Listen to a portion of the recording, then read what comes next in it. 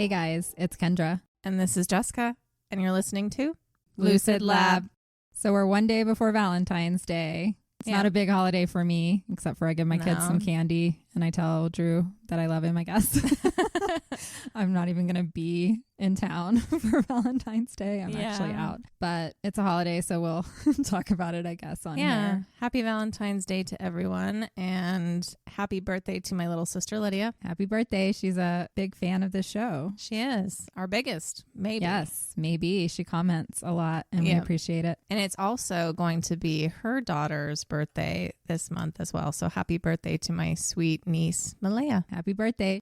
So I have a story to share because this is just always my luck every time I have a car that's, I don't know, less than a year old. So I bought a new car in March of last year. So I've almost made it 9 months and nothing has happened to it. And then I went out to dinner in Denver last weekend and just parked in the downtown area, went to a restaurant, met some friends. Elizabeth was with me. I had driven and we get in the car and I just start driving and we're driving home and my windshield was dirty. So I went to wipe my windshield, and when I used the spray and the windshield wipers went, this little piece of paper came off. Oh no, you got a ticket? That was my thought, but we were going too fast. I didn't get it. And then the next day I walked out to my car and I was like, why is my license plate crooked?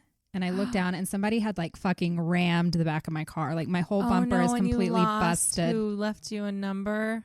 Oh my God. So it wasn't a hit and run. I mean, somebody tried to do the right thing. My guess is I was in a place where you parallel park. So it was probably somebody bad at parallel parking. But yeah, my bumper's completely fucked up. It's broken. God. And I have one of those cars that has the sensors when you back up. Mm-hmm. And so now my car, every time I put it in reverse, makes this horrible noise because there's stuff.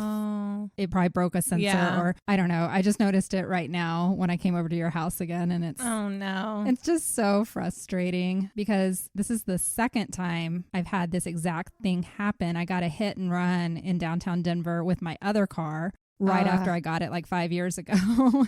Same thing. Somebody backed into my car. They didn't leave a note and it was a true hit and run. Yeah. And I just found out the next day. I was like, why is my back of my car all messed up? Yeah. So it's just frustrating. Most annoying right now is just that beeping every time I put my car into reverse. That would drive me nuts. Thank God my car still lets me back up because some cars won't let you back up at all. My car would not let me I remember back you up. telling me about that. And I was like, what would I do? Like I couldn't drive anywhere. Or also now I'm going to just take it for granted and I hope I don't hit anything because it just beeps. Yeah. Anyways, I called around and apparently body shops are backed up. Like they didn't even have time for estimates until like a month out. Oh, wow. So hopefully I'll get it fixed by springtime. But I think that is kind of a curse of new cars though, because that's happened twice to me as well. Yeah. I had a brand new car. Within 3 days, I got hit.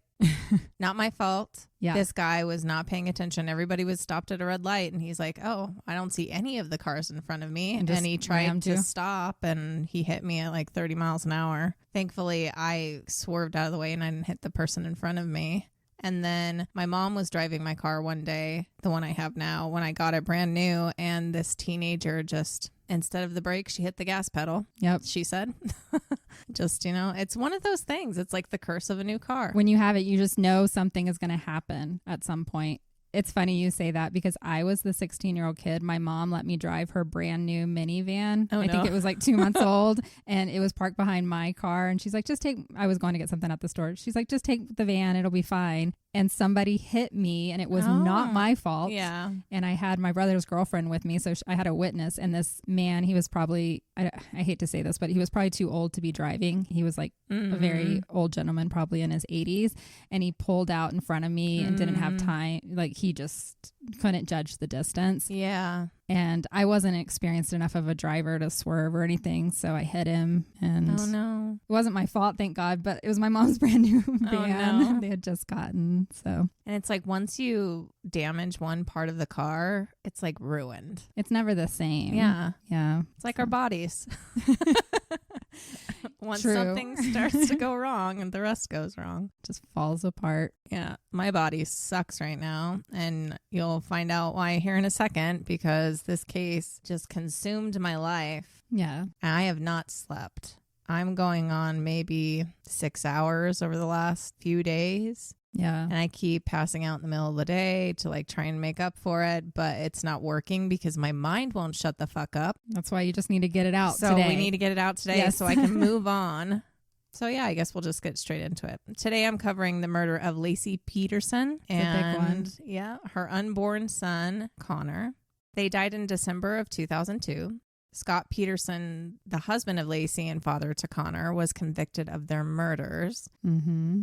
My sister Candace suggested this case. I knew nothing about it, which I'm glad of because people are very opinionated in this case. Yes. And I think it required an objective take. Yeah, I think it was similar to why I wanted to do JonBenet because I had not been in it. And you mentioned doing this, and I am opinionated on the Scott Peterson case, and I'll tell you why. I was pregnant with my first child when it happened. That makes sense. So I think there was like this emotional connection, and my child was born 1 month after. Oh, wow. Okay. So pretty much on the same timetable as Connor would have been. And it was all over the news, and Scott looked pretty fucking guilty from everything. I know you may present a different thing, but from what I know and what I followed and what I saw, and I've never really done a deep dive into this case, it seemed like an open and shut kind of case that Scott did it. He was cheating on her. But after doing this podcast, of course, we all know there's so many nuances with everything. So we'll see. You might, change my mind by the end of this, but I always thought he was guilty. Well, we'll see. Maybe you're the test because it seems that it doesn't matter what information is presented to anyone who's listened to new stuff about this case. It's confirmation bias. They're going to stick to what was ingrained in them back then. And I mean, I hope that's not the case because that's what we're here to do, is to question things. But it is very clear that this was news of the day for a very long time, similar to like OJ and other cases like that. For me, I was 16 years old. Yeah, you didn't care. I definitely was not watching TV at the time. Who knows what I was doing, really. Right. So this didn't ring a bell for me when my sister brought it up. And she's probably going to be upset with some of the stuff I say here. Or she's going to be like, wow, I didn't know that, because she was like you. I'm pretty sure her stance is Scott's guilty. Like, it's Scott. It was like one of the most well-known husband-wife murder cases. It's referenced in so many things. And it reminds me of when Chris Watts, who's the Colorado guy who killed his wife and 3 kids because he was having an affair. There was all kinds of comparison during that. And I think that brought the Peterson And name she was back also up. pregnant. Was she? See, I don't even remember. Chris Watts is probably one we'll cover at some point. We actually said we would never cover him because of how mad we were about him. We said that in one episode. We might have to take that back. We change our minds sometimes. But he's not like top of the list. He's not going to get done in the next year probably, but right. I don't know. This case just got me. I was sucked in very quickly because to me, it's always interesting coming to the stories years later when there's still a lot of unanswered questions. Definitely. And the emotions have died down after. So I don't know because there's current stuff going on in this case. I did see that. It did come up on my news feed. I saw that he had tried to get another trial and they told him no. We're going to come to what's currently going on.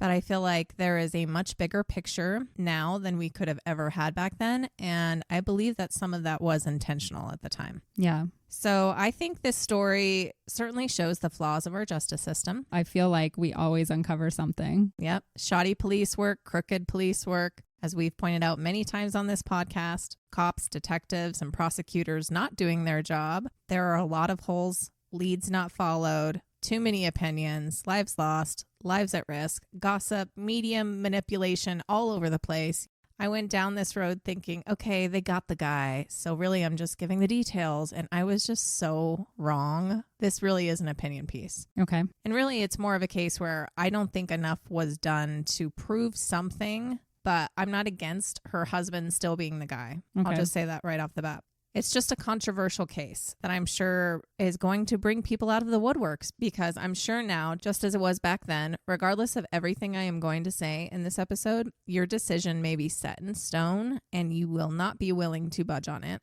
People are very passionate about this case. Yeah. But like it should be with every case, before jumping to conclusions, we are going to go over all of the details. Then you decide. If you still think he's the guy, whatever. Like, I'm not going to be mad at you. But personally, I just needed more proof. Yeah. It's understandable why so many people are passionate about this case, considering what happened. But I'd argue that a lot of passion around this case is morbid curiosity and being sucked into this like scandalous story, and the fact that they were good looking. I don't think this case would have ever reached the national attention that it did, worldwide attention that it did, if they were unattractive. Well, yeah, we are all sucked in, like you said, especially when it involves scandalous affairs, you know, kind of sex details like that. And then the fact that they were good looking, and the fact that it was a woman who was pregnant, like that's a horrific person to be murdered. So that also, I think, draws more of that morbid curiosity. Could say that, but other pregnant women were also disappearing and murdered at the same time, and they never reached national cases like this. True. So I just want to make this clear right away. This isn't an easy case to have an opinion on. I've read all the Reddit threads. I see what you all say, for and against. I read what people say who claim to have done tons of research for themselves over the years and are set on their opinion of the matter. I've read stuff from people who claim to have read every single book out there on the case. And then you read what they write, and it's absolutely riddled with incorrect information. And I mean, stuff I know for 100% fact to be incorrect. Like, all you have to do is go find that recording, find that document, and you're wrong. And what makes me worried about that is people will come to that and be like, wow, they read absolutely everything, so I'm going to believe everything that they're saying. Right. Because they're not going to read all the books. And so you have all these people who are taking this person to be the legitimate opinion over the matter. It's all the lens that you approach the case with. Right. And you and I try to approach every case with no opinion and no bias. Yep. Where we can. Like, even if I had been researching this case, I thought he was guilty when it happened, I would approach it as with a clear mind and see if they could sway me. It's the same thing we saw with John Bonet. People want to stick to their idea, and you can read a book with that lens where you already think so-and-so did it, and it's going to be very, very hard to sway someone who goes in that way already, even if they've done all the research they say they did. And you can also take the evidence and build the story the way you want it to be with a lot of cases too. Oh, yeah, absolutely. And I will say that I think cops do that. Detectives do that. We saw it on the John Bonet case, where they would leave out things that were, you know, inconvenient for their theory. Yeah, all the time. And that's why I was bringing this up, because reading everything that everyone said, it just triggered me, because it proved to me that people are going to have a lot of opinions about this. And I knew that Kendra and I are going to have to prepare ourselves for some possible backlash from others who think that they know best. Yep. Because I've seen how disgusting some people get over others' opinions on this case. The internet is rough, man. First of all, chill out. We're not doing that. Unless you were in that house, on that street, on that boat, or in that relationship, I'm sorry, but you don't get to attack other people for also expressing their opinions. We all have access to the same information in reality. I flip-flopped a lot, and I'm still not decided, and I'm not sure if I should be, because this can't be about what I think of someone or you. There has to be more than conjecture. Yep. Especially when it comes down to being locked away in prison for life. I get that in a court of law, circumstantial evidence can be just as valid. But for me, if you can't tie it together and prove it to me, then it's an opinion. We're here to discuss the evidence there is and the theories around Laci's disappearance and murder. And it's a wild ride, so get comfortable. There is doubt and there is conflicting information all over the damn place in this case. Okay. Nothing is certain, but what is certain is this case was a freaking mess from the very start. So let's do what we do best, and let's challenge the narrative, and we're going to see where we land. Okay, let's do it. I'm buckling up now for this ride. And because I know how much I wrote on this case, which is more than any other case I've covered so far, this is going to be part 1 of the story. So please enjoy this episode and make sure you're coming back for part 2 next week. Yes. A lot of the juicy bits will be in part 2. It always falls out that way. Yeah. It's just how it happens. We'll discuss all the inconsistencies and theories. It was just too big of a story. Yeah, we want to do it the right justice. And for those of you that are new to our podcast, YouTube has a limit, and we want to make sure that we don't exclude our listeners there. So we appreciate the collective wait. Yes. It's not too long. It's only a week. It'll be okay. Especially for those of you who already know the story. Right. Hold on. So let's get some background on the people involved. Overall, this story is about Laci and Scott Peterson and their unborn son, Connor. Laci was born Laci Denise Rocha on May 4th, 1975 in Escalon, California. Her parents were Sharon Anderson and Dennis Robert Rocha, and they had met in high school. She had an older brother by 4 years, Brent. At first, they lived on a 365-acre dairy farm owned by Dennis Rocha and his parents. But her parents' marriage was short-lived as they divorced when Laci was 2. Oh, wow. Sharon moved her children to Modesto, California. There she met a man, Ron Gransky, who became Laci's stepfather. The kids still visited their father on the dairy farm on the weekends. Laci loved the farm and worked on the farm from a very young age. She enjoyed gardening with her mother. She particularly loved sunflowers.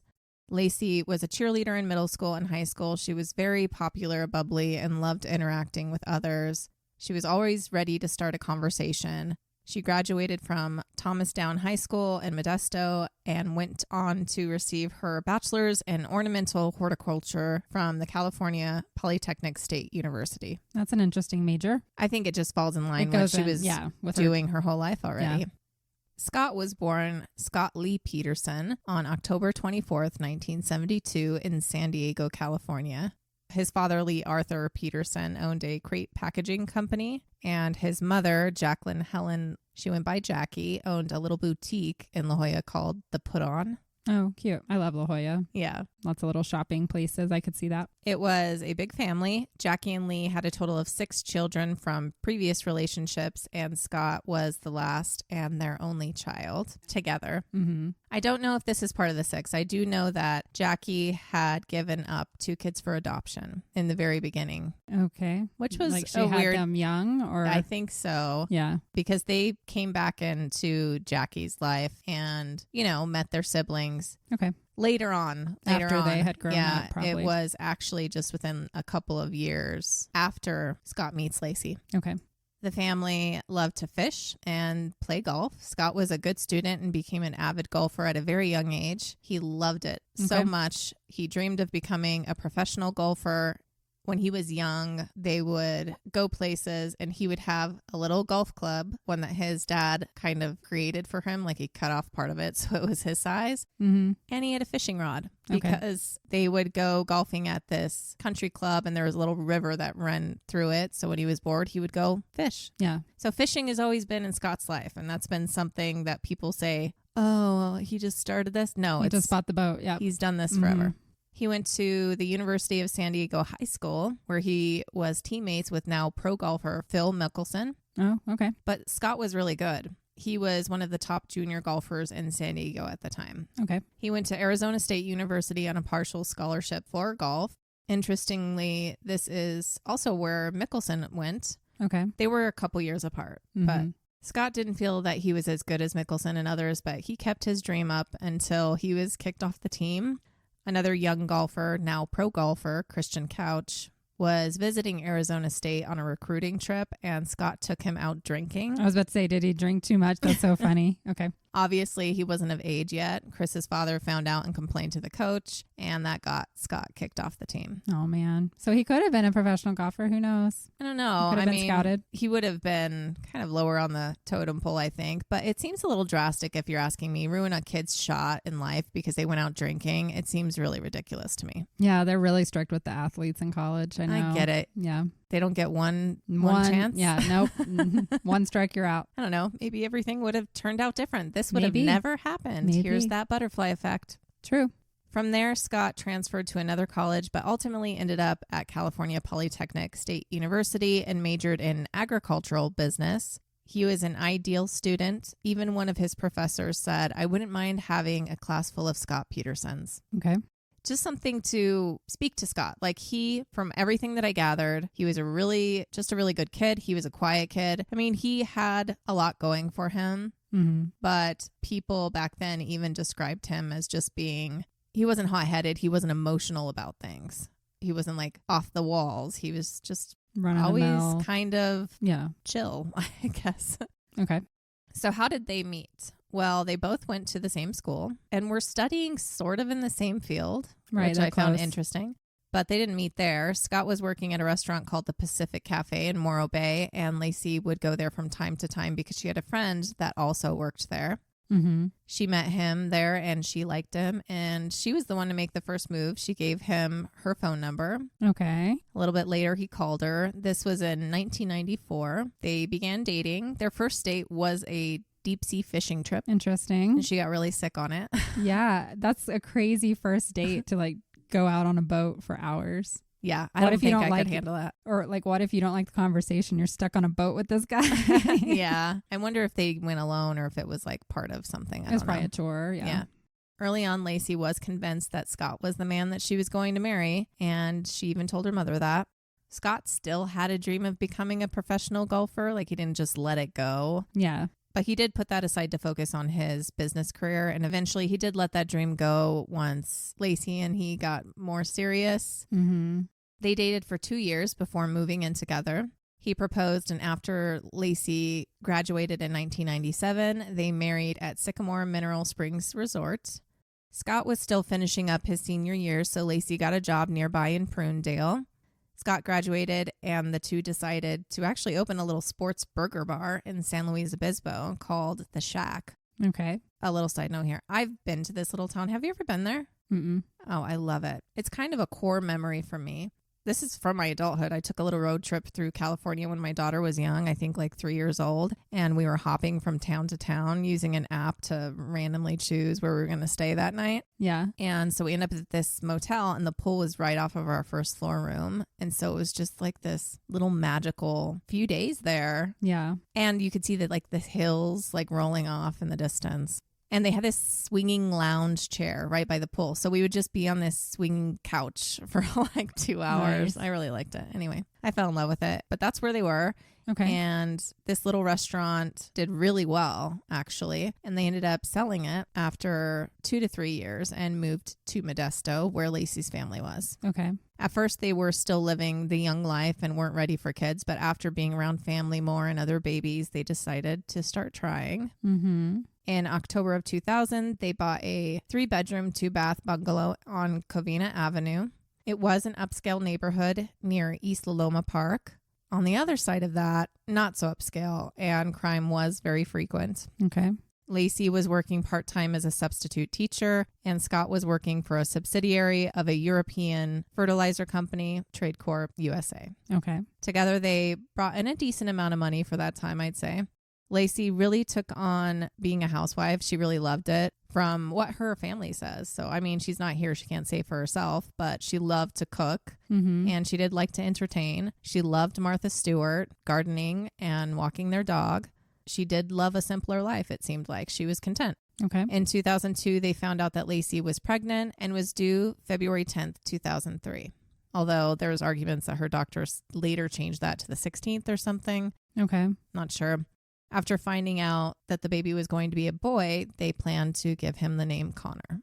Mm. So for all we know up to this point, they were happy. Yeah, sounds like They were expecting. little perfect story, right? Yeah. American dream going on right now. All I question in the beginning as far as like tension arising between them is I can't imagine them being all happy-go-lucky starting a restaurant together. I don't know if you've ever worked at a restaurant, No, restaurant but that's business. stressful. Yeah. So maybe if tension was starting, it would have been there. Maybe that's why they let it go. They're like, we just got married It's tearing us apart. and it's tearing us apart. We need to go somewhere else. I am of the opinion that when you are married, being around each other too much, especially like I've seen it break up so many Oh, I know. family companies, you can't work together. Some people can, and I think they ruin it for everyone else thinking that they can too. Right. But they're the exception. Yeah.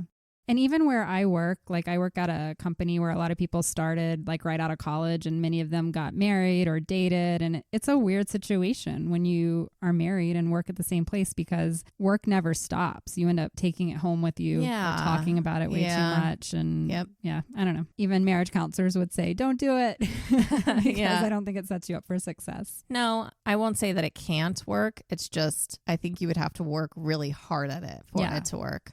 And I would not want to work with my partner like every day in and out. Like, Yeah. you need a break. You need your own things. Yeah. Yep. So it's December 2002. Laci is 27 years old. He's 30, and she's 8 months pregnant. Okay. And on Christmas Eve, December 24th, 2002, Laci disappears. The day before, on December 23rd, Laci had an afternoon appointment with her OBGYN, and then Laci and Scott visited Laci's sister, Amy, at her salon so that Scott could have a haircut. Okay. Amy was Laci's half-sister from her father, Dennis, after he remarried.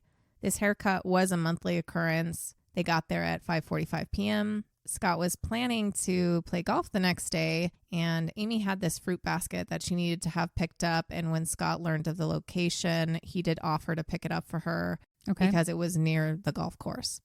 He invited Amy over for pizza and a football game that night. She couldn't, so Laci and Scott grabbed pizza on their way home and watched the game. Later that night, around 8:30 p.m., Laci spoke with her mother on the phone, and they were talking about plans for Christmas Eve dinner the next day. Yeah. After that call, Laci and Scott watched a movie in bed, The Rookie, before falling asleep around 10:30. Okay. Outside of Scott, those were the last two family members to speak with Laci, her sister Amy and her mother Sharon. The next morning, now this is according to Scott, okay? That's all we know now. Forward, yeah. The next morning, Laci was up before Scott. Scott was up around 8:30. Scott was on his way out the door to go fishing at the Berkeley Marina in Richmond around 9:45. This was about 90 miles away. It was a last-minute decision to shift to going out on his boat instead. He had recently bought the boat, so instead of golfing, he just wanted to fish a little. He felt like it was a little too chilly that day for golfing, and he had purchased previously a 4-day fishing license on the 20th and wanted to use it. Okay. Use it or lose it type of thing. So he bought it on the 20th and had to use it by the 24th. Yeah. Okay. This license is brought up a bunch as premeditated. Correct. I can see that. According to Scott, Laci was watching the Martha Stewart show and remembers hearing something about baking meringues. Okay. He said she was getting ready to bake some gingerbread cookies and then take their dog to the park. She had plans to also go to a store at some point for ingredients for a casserole that she was going to be making for Christmas brunch the next day. And when he was leaving, she was either already mopping the kitchen floor or about to. Okay. Later that evening, they were expected at Laci's mom's house for Christmas Eve dinner. Okay. Scott stopped at his warehouse on the way to the marina, which was just about 9-10 minutes away from their house. This is where he kept the boat. Okay. On his way to the warehouse at 10:08, he listened to a voicemail that he got from his boss, and this was confirmed through phone records.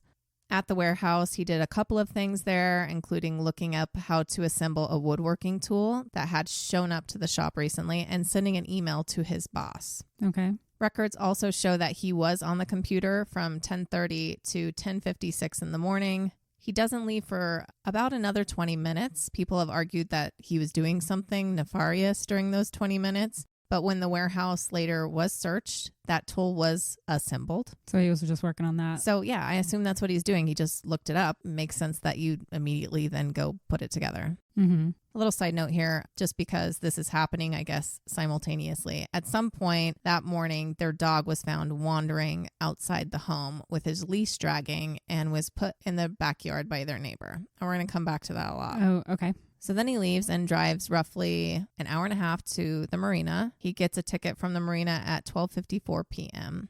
He launched his boat and headed into the water for some cruising and then stopped to fish in a shallow area of the water. But after Scott was out there for about an hour, he noticed the time and decided that it was time to head back, which, that is a little weird for me. It wasn't a very long fishing excursion. No. And he had just been talking about golfing the day before. As he says, it was chilly. He'd rather bundle up and go sit and fish than be outside in the cold golfing. Yeah. I mean, if it's chilly, I probably wouldn't want to go golfing. I can understand bundling up to go fish if you're a fisher. I would go back to, the whole he bought the fishing license on December 20th. And if it was premeditated, why would he have told her sister the day before he was going golfing? He probably would have been like, oh, I'm going to go fishing tomorrow instead. Maybe he thought he was going golfing. It sounds like he golfs all the fucking time. That's what I'm trying to say. Like if he had premeditatively bought that on December 20th, planning to take his wife's body out, which is, getting ahead. Oh, I see. Why would he have told her sister golfing? I'm going to golf tomorrow. Right. So it makes sense that he just changed his mind last minute because he was already telling her sister, I'm going to go golfing tomorrow. And he told a lot of people that he was doing golf stuff. Yeah. So he would have told everybody he was going to go fishing if he had bought that license specifically for the purpose they're going to say he did. Yeah. I do question where he went fishing. Like, why didn't he go somewhere closer? Yeah. Was there places closer? There was. Were there places he usually went? I don't know. Yeah. Maybe that's where he likes to go. Maybe he just knew that was a better area. Like, everybody does argue, well, he could have gone somewhere closer. I'm like, but was it as good? It's not like all of these places are made equal. People go to certain places for certain things. And I'm guessing he had the day off and he's like, oh, I have enough time today to go further. Possibly. He didn't need to be home till a certain time. Or he just wanted to check out an area too. Yeah. That happens all the time. Especially when you have a new boat. You want to go check out all the lakes. We've had a friend buy a boat and that's what he did the first summer. He went to every fucking lake in Colorado with the boat. So I don't think it's necessarily suspicious. Yeah. Anyway, Scott called Laci around 2:15 p.m. after getting his boat docked back up. She didn't answer, so he left a message, and this is recorded. It's something like, "Hey, beautiful, it's 2:15. I'm leaving Berkeley." He went on to ask her if she might be willing to go pick up that basket that he told her sister that he would pick up for her since he didn't end up going to the golf club. Mm-hmm. And then he tells her that he'll see her soon, and he loves her and says goodbye. Okay. I saw somewhere someone stating that Scott did not tell Laci that he was going to the marina because there was no calls between him and her between the 10:08 of listening to that voicemail and 2:15. I'm like, well, why would he call her to tell her if he was just with her? He would have just told her. He would have told her where he was going when he left the house. It's like some of these things, that's what I'm saying. Some people try to make things fit. And I'm like, why would he not have a conversation with his own wife at the house about what he was doing if he was going fishing? And then, if Drew leaves the house in the morning and I know what he's doing, we're not going to call and talk to each other multiple times during the day. Most of us are going to do our own shit. Yeah, and he's going to do the same thing that Scott just did is he'll usually call me and be like, hey, or text me in this day and age and be like, hey, I'm headed home. We'll see you soon. To me, that seems like normal couple behavior when you're around each other all the time. You're not calling each other multiple times. Right. So on his way back, he stopped for gas and he tried calling Laci again, but didn't reach her. He gets back to his warehouse around 4:13 p.m. to put the boat back. He unloads everything and heads home, getting there around 4:45 p.m. Okay. When Scott got home, he saw Laci's car in the driveway, but she wasn't inside the house. The door was unlocked and their dog Mackenzie was in the backyard with the leash still on. Mm-hmm. He found that to be odd, but he took the leash off. He notices a bucket of the dirty mop water and dumps it out. He thought she might be with her mother Christmas shopping or something. Okay. She was a grown woman and she didn't need his permission to leave the house, and she would often leave with family members and just go do something. Okay. He didn't think anything of it. He decides to shower, which people use as a reason that, he must have done something to need to take a shower. And I'm like, he was at a fishing marina. I mean, every single on a boat person that I know, especially men, let me take that back. Every man that I know, if they had the opportunity, they would shower multiple times a day. Yeah. It's just like a man thing to do. They love it. They just love showering. Mm-hmm. No, and especially if they've been out. Yeah, he feels icky. Yeah. And they were supposed to be leaving for Christmas dinner soon. Exactly. So he needs to freshen back up. You don't want to smell like the fishy marina. Right. He also threw his clothes in the wash. Again, this is something brought up. I don't find that odd either. I throw my clothes in the wash. I use that as my hamper. And it takes a button to start the wash. So to me, it's just here's what I would say. Did he throw just those clothes in the wash? So he does explain some more stuff when it comes to his clothes.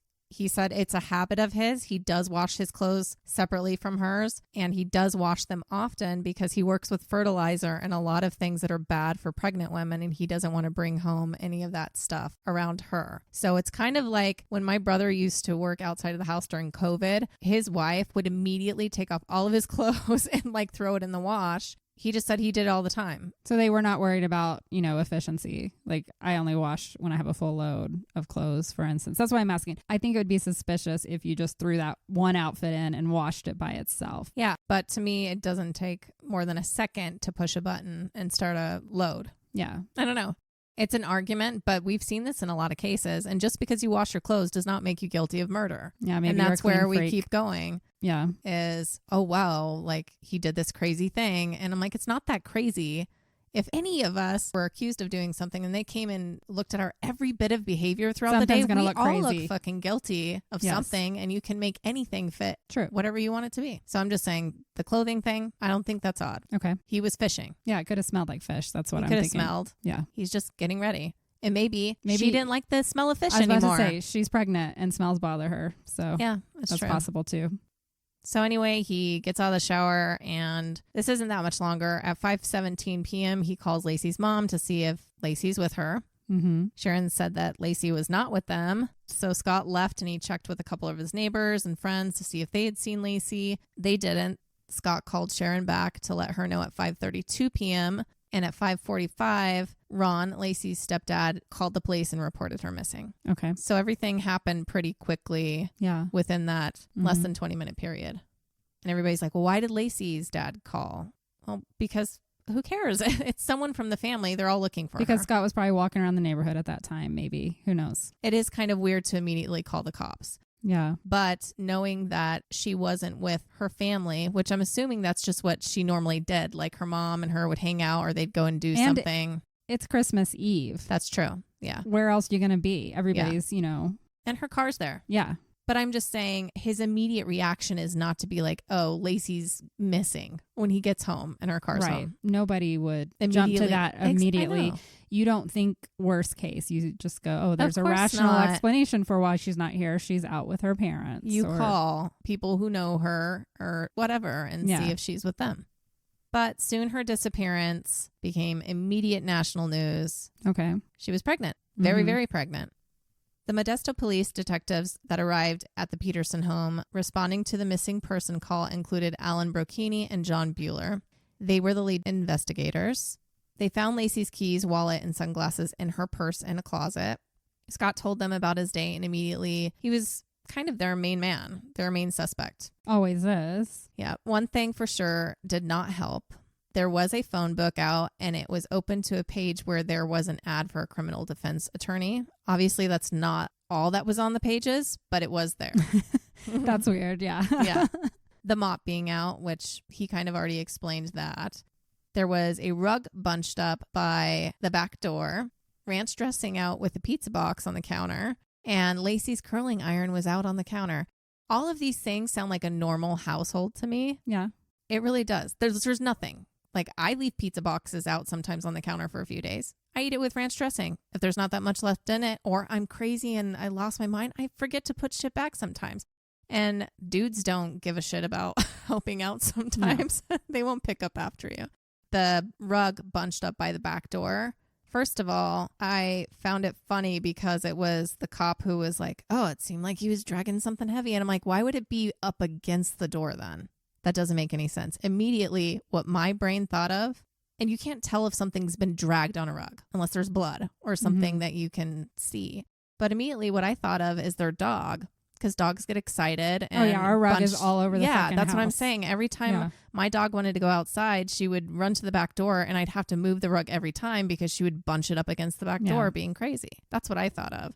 And a curling iron out? Okay. Like, it's just some of the stuff that they mentioned as... She's a pregnant woman, too. She probably grabbed the curling iron to go plug it in and then thought, oh, I need to go grab something downstairs and carried it with her. Like, I don't know if it was a 2-story house. But anyways, like, that's just... They call it pregnancy brain and also just normal woman brain. Yeah, You're doing 1,000 things at once. She was going to go curl her hair, but then she was like, oh, shit, I need to go, like, turn off the boiling water. I don't know. Like, there's something and you, like, have it in your hand and you carry it with you and then you set it down. Yeah. I do that with my phone and then I find it in the weirdest places. I found it in the refrigerator. So yeah, I've done that before. To me, that I don't know what the cops are saying with any of that. That's what I'm saying. Did he beat her with the curling iron? Like what? What are they getting at? They're mentioning these things as if it's suspicious, and nothing to me is ringing suspicious. Yeah, when you just said that, I'm just sitting here going, okay, I haven't heard anything yet that really made me think like an altercation took place or anything. There was another thing that Brocchini said was suspicious.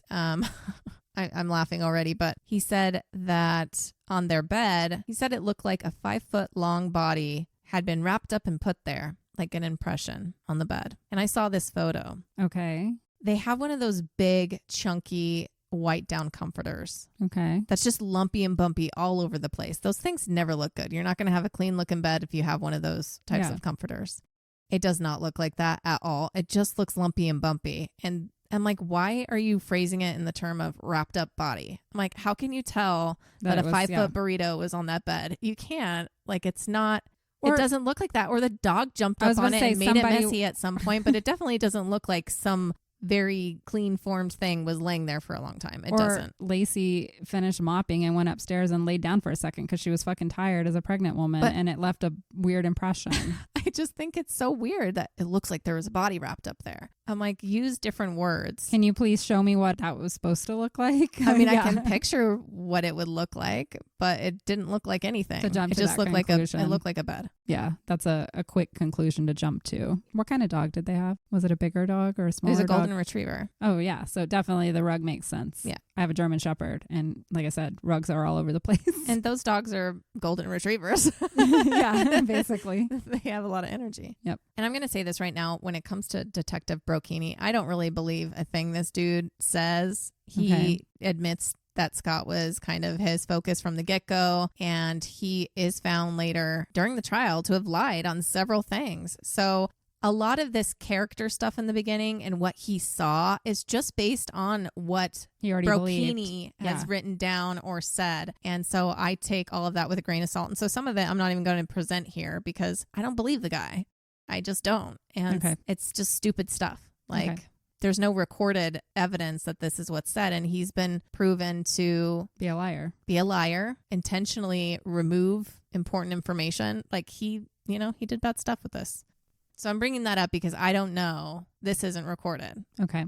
When it came to fishing that day, he was asked what he was fishing for, and he said sturgeon, according to the police. Okay. I found contradicting evidence that he did not say that, and that was something later added by the police. Okay. I'm not getting into that one because that is one that is argued by people who have started to follow the case. Because I'm guessing the area he went to doesn't have sturgeon or something like that. It wasn't the season for sturgeon, and it was illegal to fish for them or something. Right. It was illegal to fish for them at that time.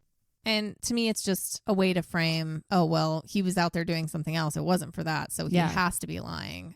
But I just did not find the proof of that. Okay. And Scott was an experienced fisher and had been boating his whole life. Mm-hmm. People really try to say that he was not involved in fishing. And he was. I've heard that too. I heard he had just bought the boat like a week before or something. I don't know if he did buy it a couple of weeks before. Okay. But this isn't new for him and his family. It wasn't like it's not out of character for him to have a fishing boat and for him to go fishing. It's not like it's some guy who's never fished a day in his life and he came home and he's like, look, I bought a boat. Right. Like it wouldn't have been a huge surprise. Right. I don't know like monetarily if it was like planned with his wife, because men do stupid shit like this where they just come home and say, I bought a boat, and that can lead to some like tension because you're like, cool, we're about to have a baby and you just spent $50,000 on a boat. I mean, it's kind of a midlife crisis moment, right? Yeah. But he's about to have a baby and he could be freaking out, and he's like, I gotta be a man, I gotta go buy a boat.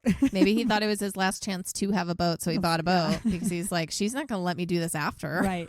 But then I could see that being some marital tension if it wasn't pre-planned. Like that's a big purchase that we're not gonna know because she's not here to say anything about the boat. Yeah, because she could have been like, cool, go buy a boat. Or she could have been like, what the fuck? Why did you buy a boat? Yeah, exactly. It can. And we've all experienced it. Yeah, anyone who's been married has. So we're all very suspicious in our actions every single day. So Bueller, along with Brocchini, suspected Scott right away, though, because of this fishing thing. Okay. Well, I mean, it does sound suspicious when you're like, oh, my wife's gone. I was out fishing. And they're like, it's Christmas Eve. That doesn't seem right. Very it's cold. Pregnant. Yeah. I could see why they would jump to that, not knowing him. The cold part doesn't shake me at all when it comes to fishing. I know people who fish. It doesn't matter. Yeah, they'll fish in 0-degree weather. That doesn't matter.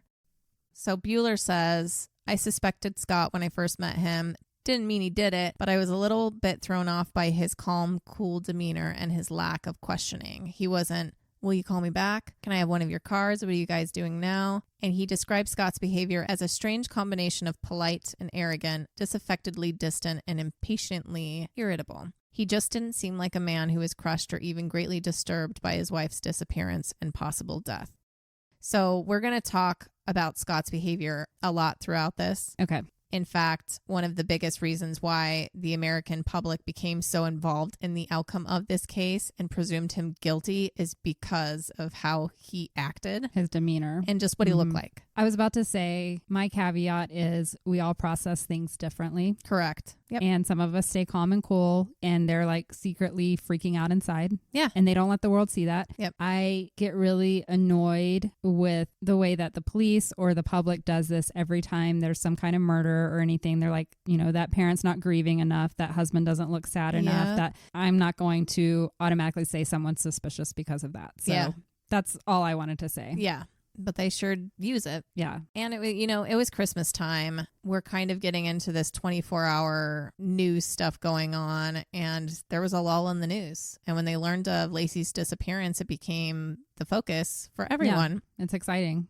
Before community officials or police got involved in the search, Laci's friends and loved ones and volunteers were all helping. About 900 people were looking for Laci. Modesto police and firefighters carried out an exhaustive search the next day. They searched along Dry Creek. They had helicopters, searchlights, canine units, people on bicycle, on horseback. They had water rescue units, divers combing the bay, and quickly the search for Laci just reached everywhere. Okay. Soon after that, there was a cash reward offered for any information leading to Laci's safe return. It started at $25,000 and later increased to $250,000.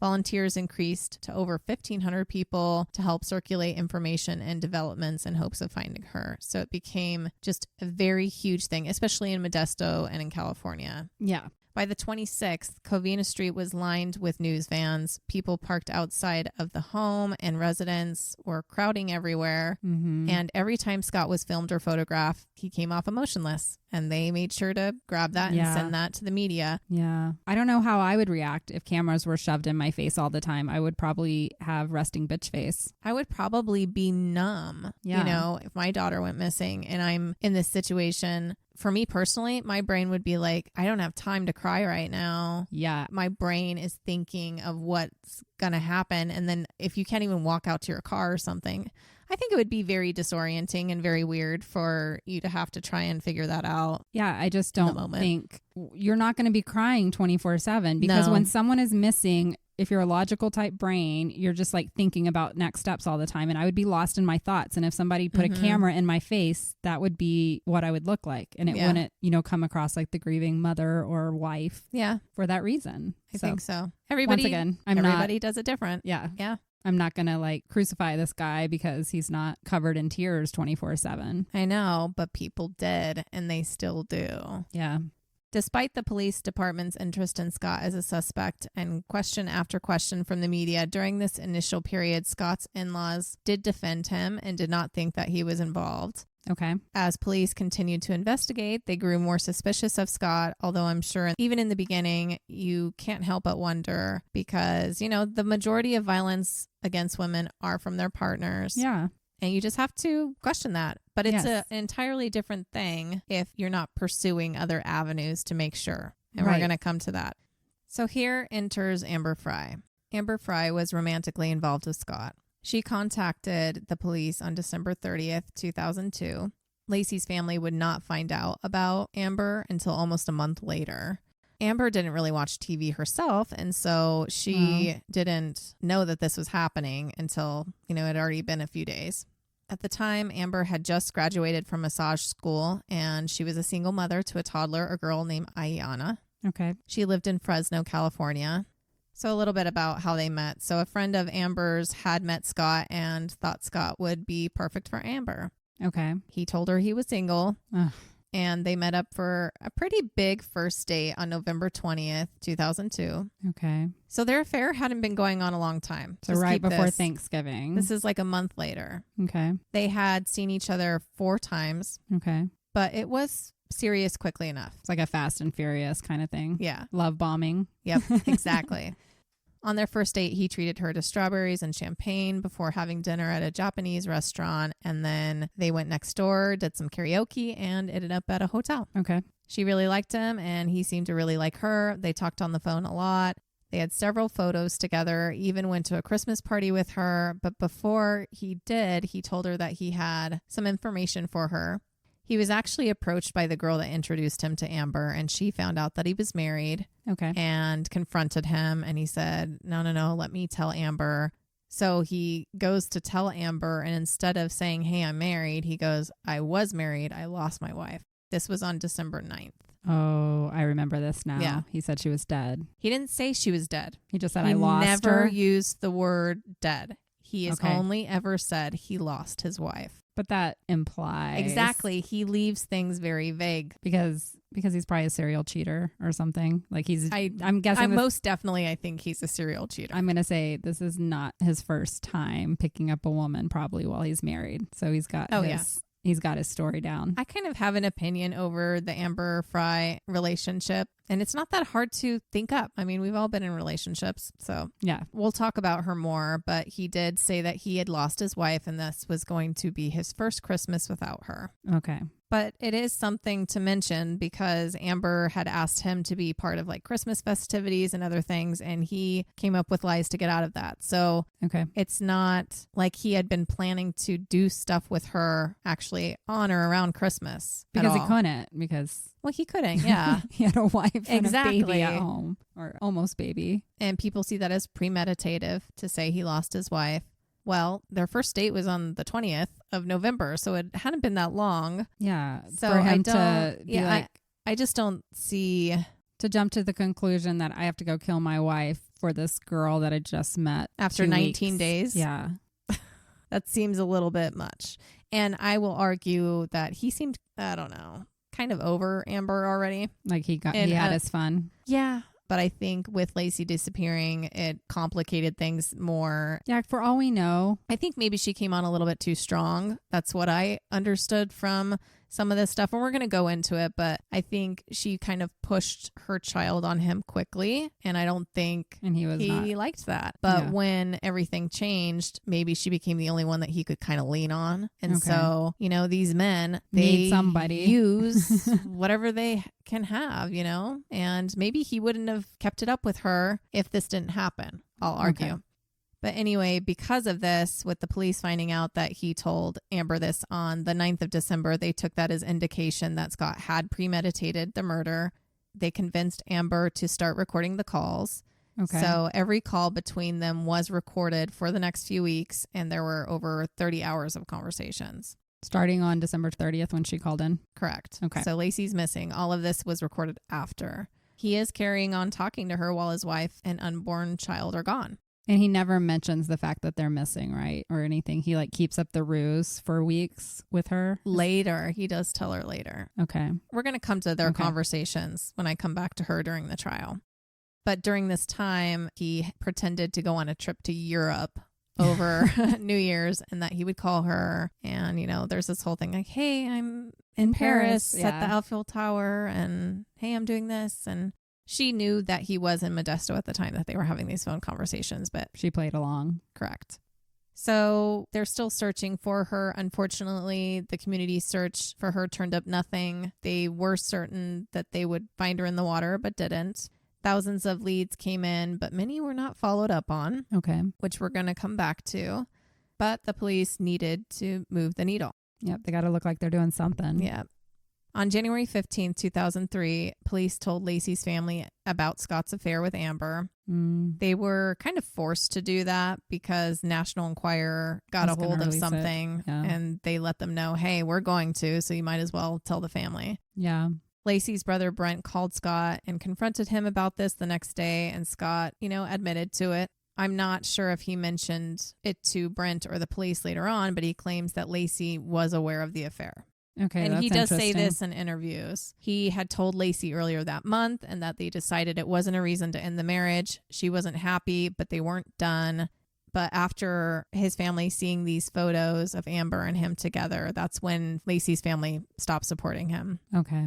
That would be hard. Yeah, of course it would be. And you know that this guy was doing her wrong, and you don't know if your daughter actually had that conversation. Exactly. We'll never know if that actually happened. And would she have told her mom? I don't know what their relationship is like. Yeah, I have some opinions there. When we get back into more of the conversations during the trial, I think we'll be able to have a conversation about that. Yeah.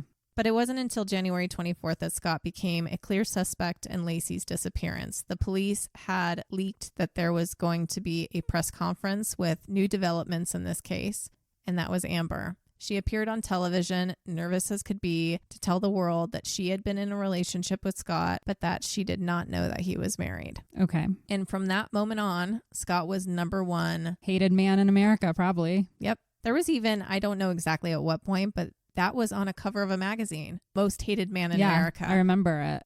If that just doesn't prove what they're trying to push right there, I'm sorry. How do you move past that? Yeah. You're not even in trial yet. You haven't been convicted. And a magazine is put out about you like that. It's the emotional thing that pulls at everybody's heartstrings when you're like, oh my God, this woman was 8 months pregnant and this guy was fucking around on her. But you know what? We've talked about it on this podcast. That's super common. Yes. Unfortunately, a lot of men, they're not getting whatever they want from their pregnant wives. What case was it? We just had this conversation. We were talking about it with the Stainer brothers because with Parnell. Yeah.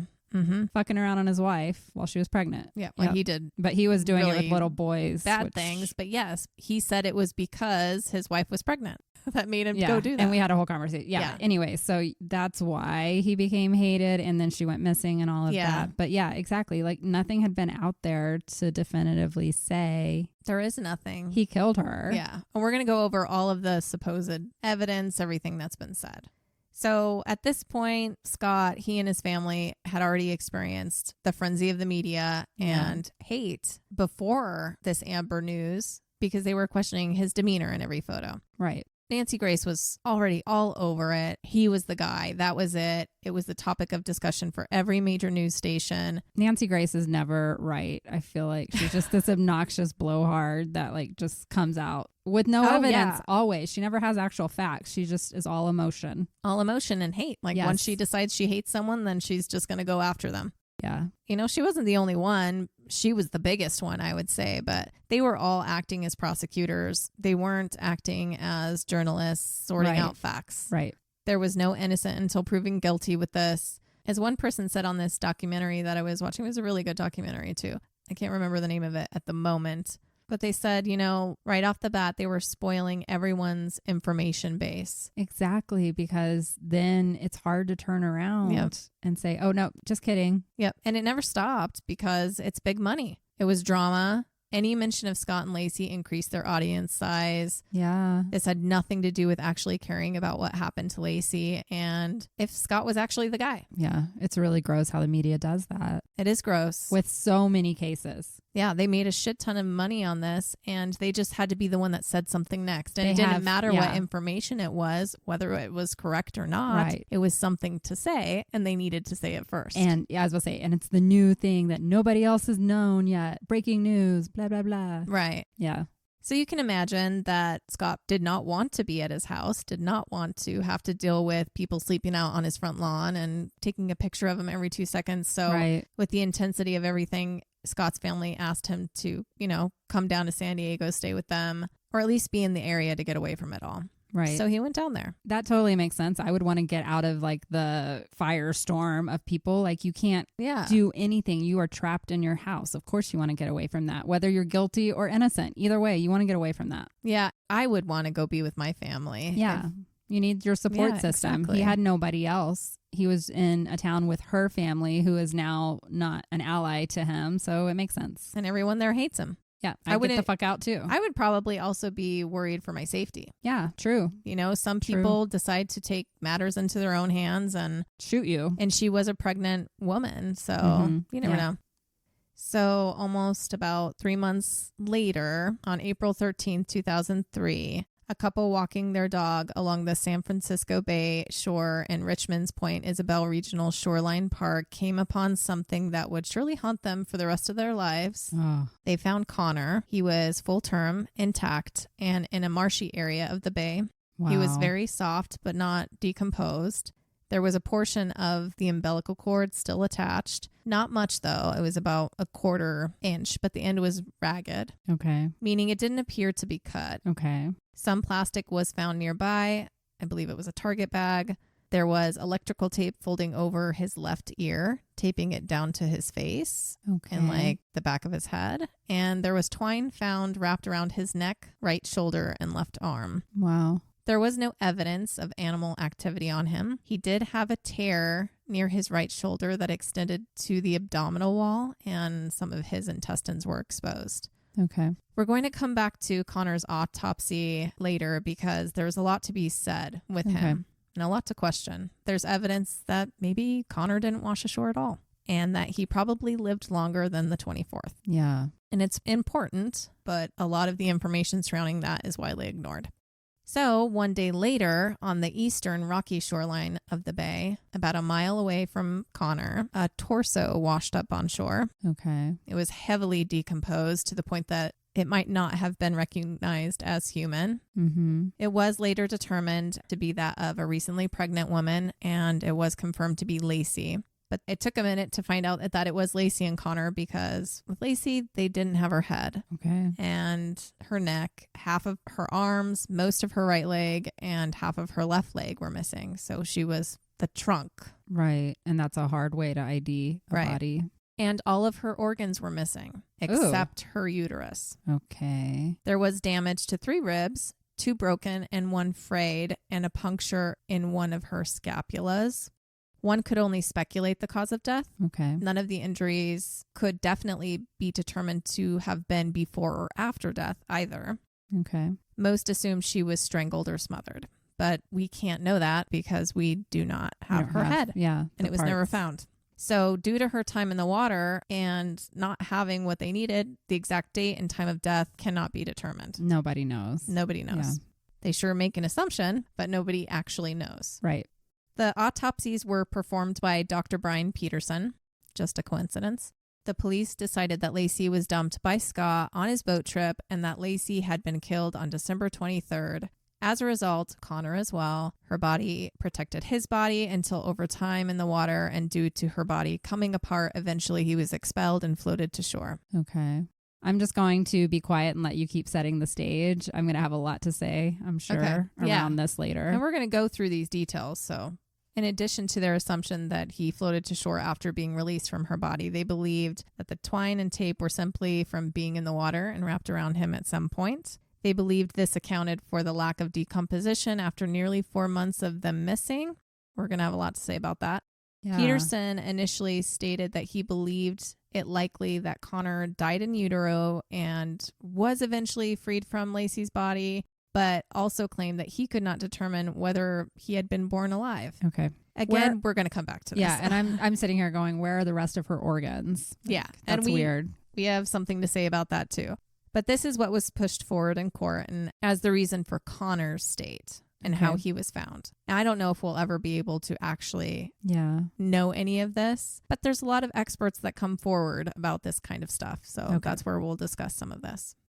So it was now confirmed Laci and Connor were deceased. Scott was now down in San Diego with his family. The lead investigators, Brocchini and Bueller, had previously put a tracker on Scott's car and knew where he was. Okay. San Diego is only 30 miles from the Mexican border. Yep. And with the bodies now discovered, they were worried that he would try to flee. Mm-hmm. And they asked if they could arrest him. And were told no, but they went down there anyway and started following him around. Okay. On April 18th, 2003, Scott was supposed to meet his father and brother at La Jolla Golf Course. They had been cooped up and they wanted to get him out. Yeah. When Scott was on his way, he called his dad to say that he didn't think it was a good idea.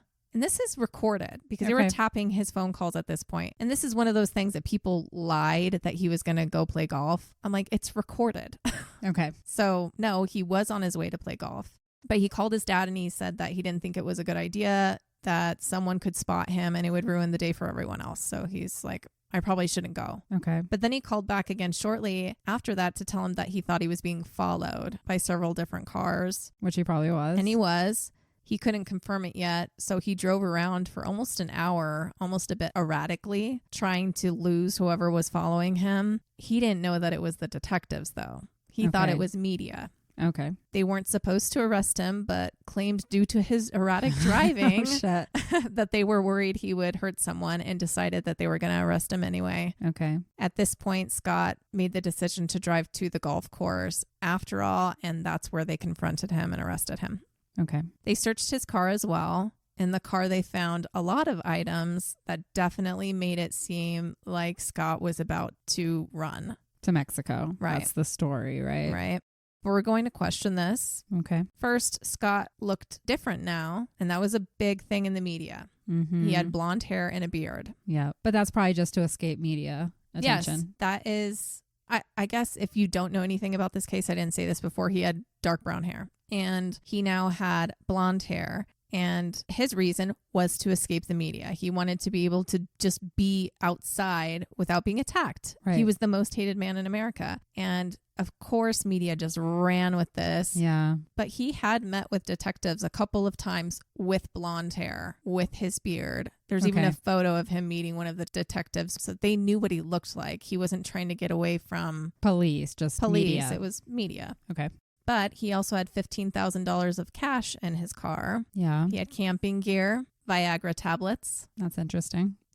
Some change of clothes. He had 4 cell phones, and he had his brother's ID along with his own. Okay. Upon hearing all of this, the media had a heyday with it. Mm-hmm. Scott's the killer. He's disguised. He had gear. He had money. He was fleeing to Mexico. You can't deny the thought of all of it. It sounds incriminating. Right. It's pretty damning. Did he have golf clubs in his car? Probably. I don't know. I was just wondering. I'm like, that would be weird if he didn't have golf clubs. Of course, they're just listing the suspicious stuff, you know? Yeah. But I think, in the media, a lot of it was blown out of proportion. It doesn't matter, though. It was a perfect addition to the story. Yeah. He did have to leave his life in Modesto to get away from people hounding him every second of the day at his house. And he took whatever he could to get by for a while. His family said that he was essentially living out of his car. And at this point, it was a Mercedes, a red one. So it's not like you'd think if you're going to try and run, you're not doing it in a red Mercedes. Yeah, it's pretty obvious kind of car. Yeah. You'd want to have a white Toyota. Right. Or something. And the money, his mother comes forward and claims that she had accidentally taken out too much money. And so she just gave it back to him in cash because he needed it anyway. And he didn't want his name on cards to be seen when he was going places like the grocery store and buying stuff. It's hard. For me, I could see that because the media, investigative journalists, they're going to be able to find that as public record. So it kind of makes sense if he doesn't want them to know where he's traveling to and be able to track him down. Having cash would give him more flexibility to just be. Right. And $15,000 isn't that much money if you're riding to Mexico to start a new life. That's not much at all. Yeah. And they were used to living a semi-comfortable life. $15,000 doesn't go that far. And he would be extradited from Mexico, even if he went down there, right? I don't know.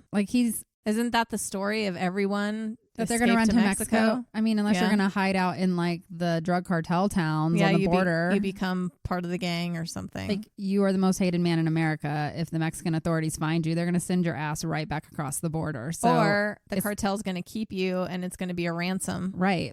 That's not a fail safe, running to Mexico, unless he was going to go, camp out in the desert? I don't know. His stuff. I don't know. Who knows? But the camping stuff, he was outdoorsy. He probably pitched a tent somewhere every now and then. Yeah, he gets tired of living in his parents' house. I don't know. I think the big argument, too, was that he just had so much in his car. And I'm like, well, he had to leave his entire life behind. Where else is he going to put that? I guess at his parents' house. They'd be like, why didn't he unload it at his parents' house? Well, he also didn't want to be around his parents 24/7. No, not when you're a grown-ass man. You don't want to go back and hang out with your parents. Yeah, and then, so the 4 phones got me, and then I was like, wait a 4 second. Phones, I haven't got there yet. I was the 4 phone person, though. He did sales, and he ran a multi-location, fertilizing company. And when I did almost the exact same thing, I had 4 phones. And that was now, when we could do all kinds of rerouting of numbers and stuff. I still had 4 phones because it's easiest to have a phone number with that area code to work from. It just is what it is. I don't see what would 4 phones have gotten him. Maybe one of them was to have his affairs. I was going to say one of them was his burner phone for all his ladies on the side, guaranteed. Right. Yeah.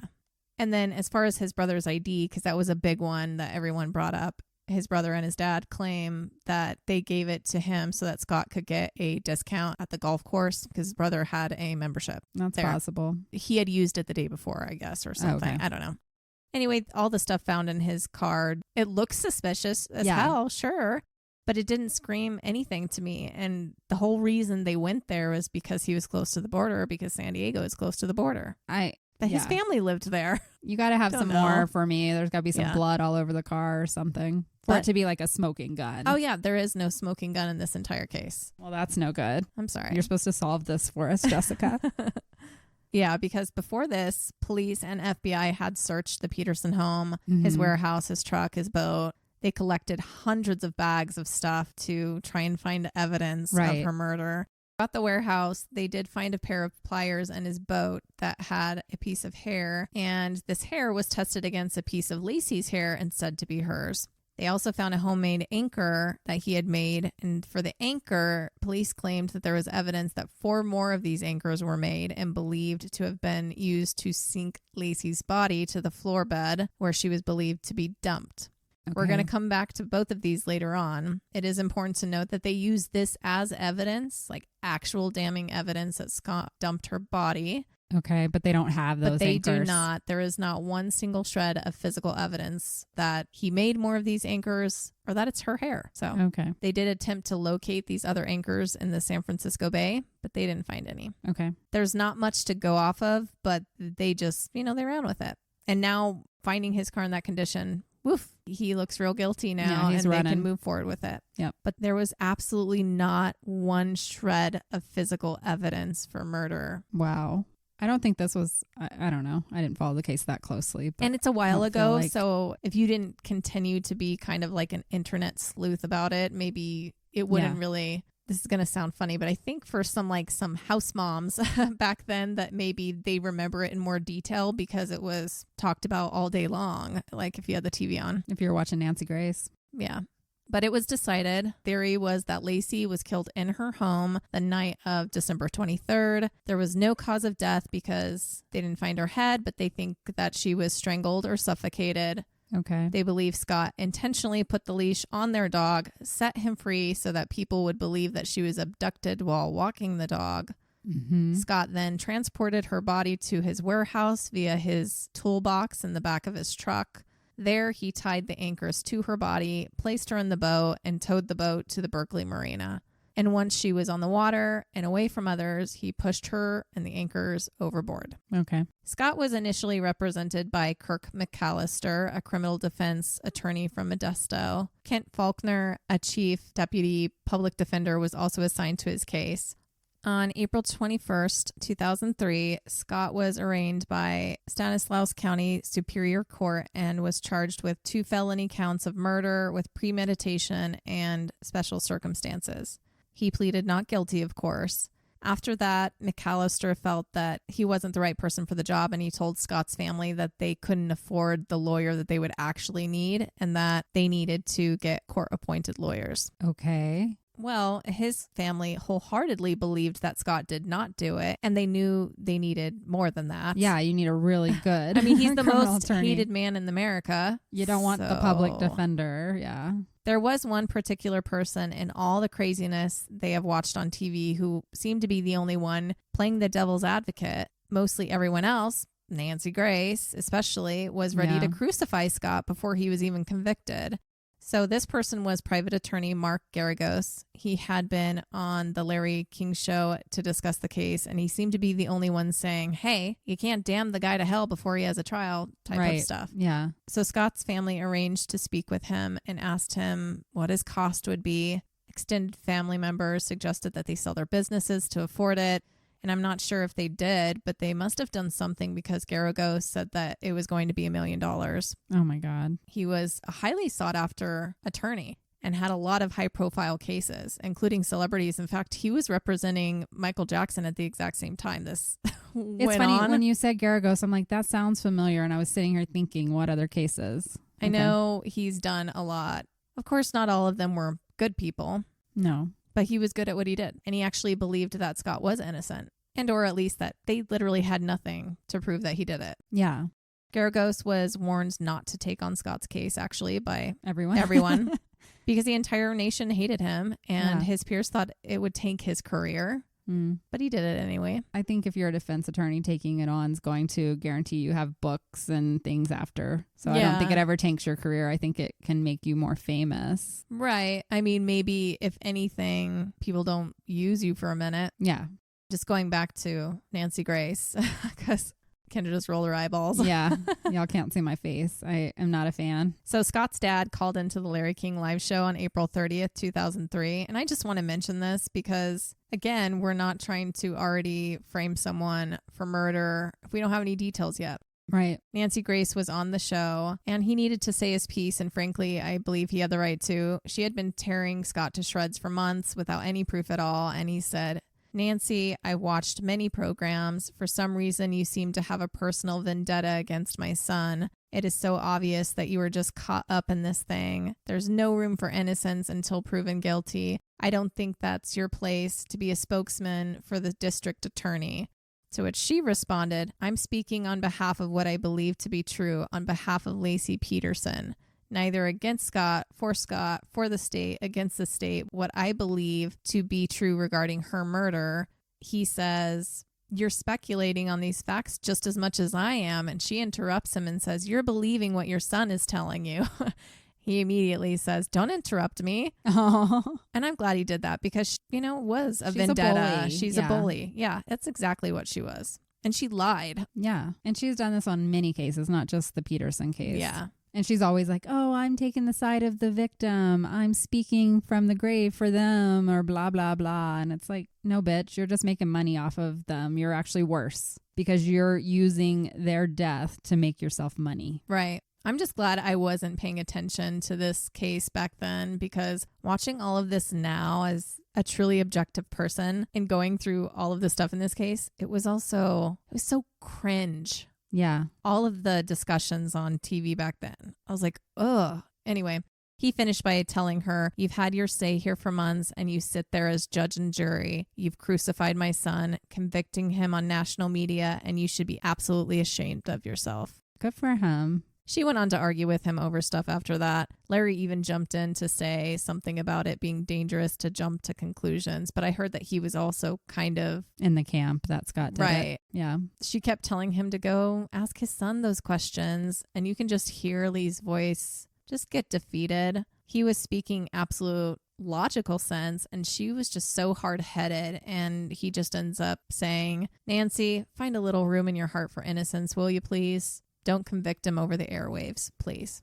She was just so smug in the video. Right. I don't know. Like she knows. Just really she rubs me wrong. She comes across that way. I remember it's like taking me back and giving me trauma a little bit, like hearing her because she was like so definitive. And I remember it was Scott Peterson, but other cases too, like, no, this is what happened. And it's like, bitch, you don't know. You're not a detective. You're not privy to all these details, but you like convincingly say that. Yeah. And then also lead other people to believe that. It's when dangerous. You don't know. That's absolutely dangerous. And in reality, I feel like one of the things when it comes to Scott and his family and her family, what was really unfortunate about all of this, his family seemed like really sweet, normal people. Her family seemed like really sweet, normal people. Yeah. And everything was just getting dragged through the mud. Yeah. And I feel like the media is what ruined all of their lives. Laci disappearing, obviously. Right. Connor and their deaths. But it was just magnified by everything the media was doing to destroy and,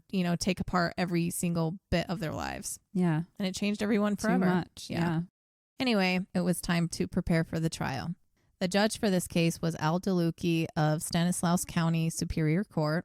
Because of the attention this case was getting and the worry that they wouldn't be able to find a juror in Modesto that didn't already have strong opinions about it, he moved the trial to Redwood City in San Mateo County. Okay. Moving locations was absolutely necessary, but people argue that this just made things worse because it was still very close. It was less than an hour away. Yeah, everybody in the world knew. Right. Yeah. And they were actually closer to San Francisco Bay, which was the media hub for Northern California. Okay. So it just put him closer to people being able to make it a media circus. Correct. For the defense, Garagos did represent Scott along with Pat Harris. For the prosecution, it was Joseph Richard DeStasso. He went by Rick. Interestingly, a year later, Rick was appointed to Stanislaus County Superior Court judge. Oh, okay. By Arnold Schwarzenegger. No. Yeah, that's right. So this trial did well for him. Yep. Before the trial could begin, it was time to choose the jury. This was difficult because this case was nationwide.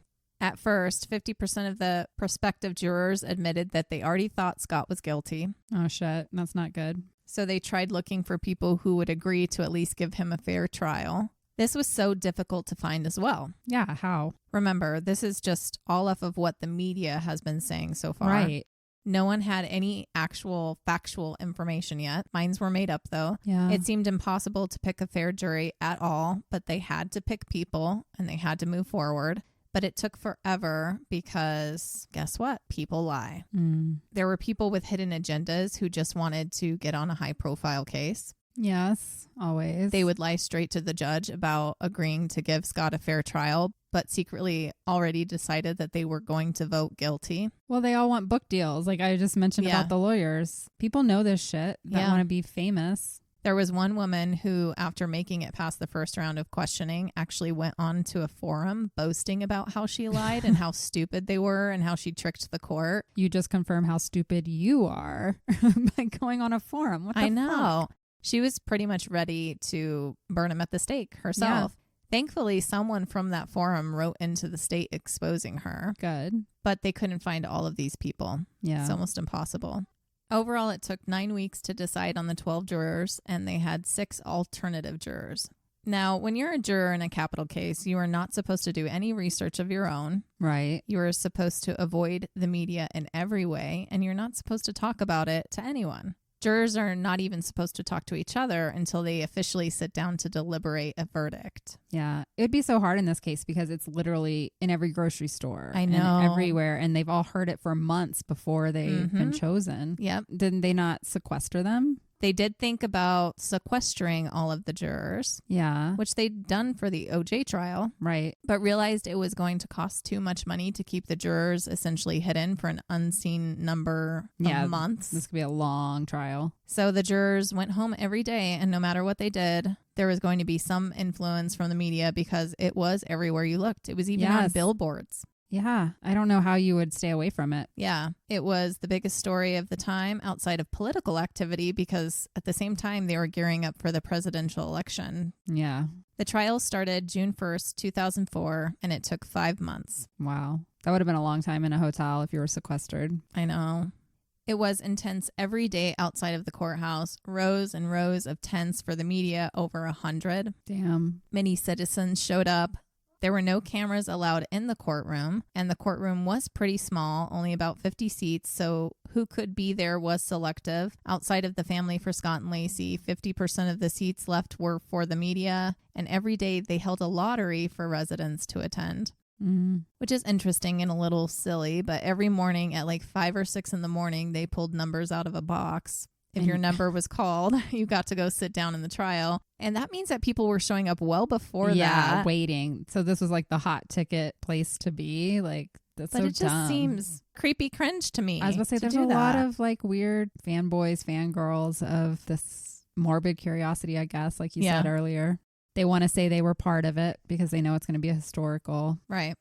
The opening statements kicked things off right away. The prosecution claimed that it would show that Scott killed his wife because he was having an affair, didn't want the life that he had, didn't want a child, and that he was under mounting financial pressure. And because of his suspicious behavior before and after she was missing, he's the guy.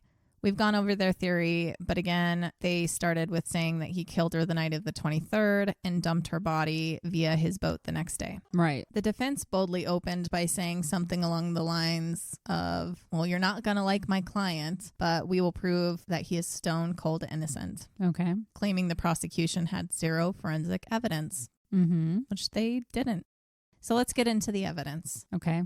Just because he's a scumbag, you can't say he's a murderer, right? That's exactly it. So we have all pro Scott did it people. And then we have on the other side, he was a douchebag, but that doesn't make him a murderer. And I like that the defense started with that. You're not going to like him because I'm going to show you some character flaws. You're going to see that he cheated on his wife. But at the end of the day, you can't say he did it. There's no forensics. Yeah. And if there's no forensics, you are not supposed to put somebody in jail. But you can. That's what's so scary. Crazy. And it's all opinion, as you said, and who you get as the juror. And honestly, I feel like they convict men more than they do women. Yeah. I'll play the like poor men side for like 10 seconds in my life. But yeah, it's hard to dig yourself out of the hole as a man. It's easier as a woman, which we'll do some of those cases too. Yeah. I think about like Casey Anthony. Yep. I think about Candy Montgomery, which is coming very soon. That's a teaser. Like there's a lot of women I can think of that get off, but men, not so much.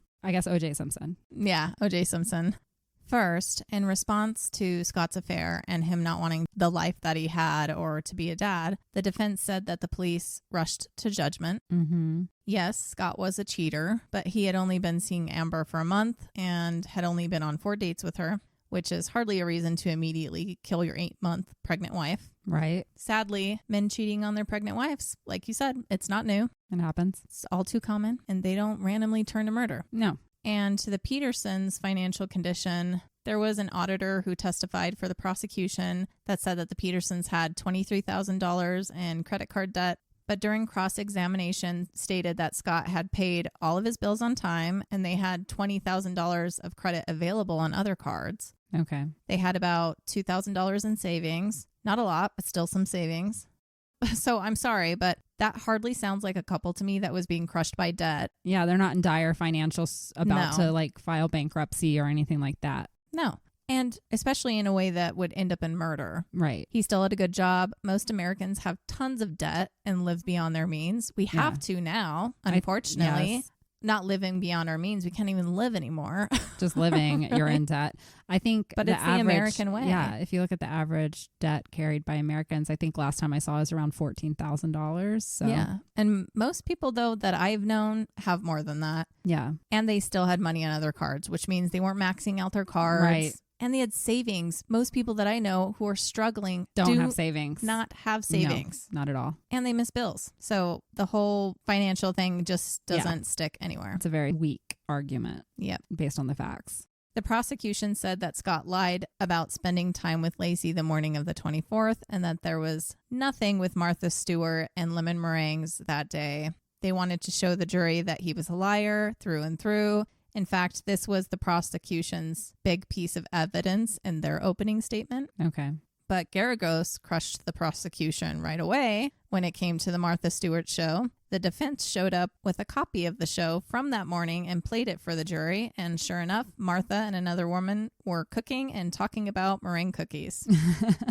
So right away, the jury saw, oh, wow, so far the prosecution has nothing. They didn't even do their research to see if he was lying. They just called him a liar. Or they knew and just took a chance to lie to the jury and see if it would work. Yeah. So Scott's defense really did their homework in a lot of this. Mm-hmm. The prosecution said they found Laci's hair on a piece of pliers, as I mentioned, on the boat, and that it must have happened after Laci was already dead because Laci didn't know about the boat. Okay. Prosecution witness Rodney Oswald said that neither of the 2 hair follicles found on Scott's boat belonged to Scott, though he said he could not determine that it belonged to Laci. Okay. Karen Korsberg, an FBI trace evidence expert, said she matched one of the hairs to a hair found in Laci's hairbrush through mitochondrial DNA tests. Okay. So not that it's exactly Laci's, but that it matches a relative or something. Correct. Yeah. Garagos dismissed the hair found right away as well. First, there were now 2 strands of hair being discussed when originally it was a single hair. Okay. Which is strange. Why? Mm-hmm. Something sketchy there. That was never explained. He dismissed the testing done to show that it was Laci's hair to begin with. The defense argued that mitochondrial testing was not a reliable means of DNA comparison. Only half of the states in the U.S. at the time allowed the practice at all. The hair sample they had from the pliers did not include the root. They examined the cuticle, pigmentation, and medulla, and this is what they found to be consistent with Laci's hair. Consistent, but could not prove that it was actually her hair. Okay.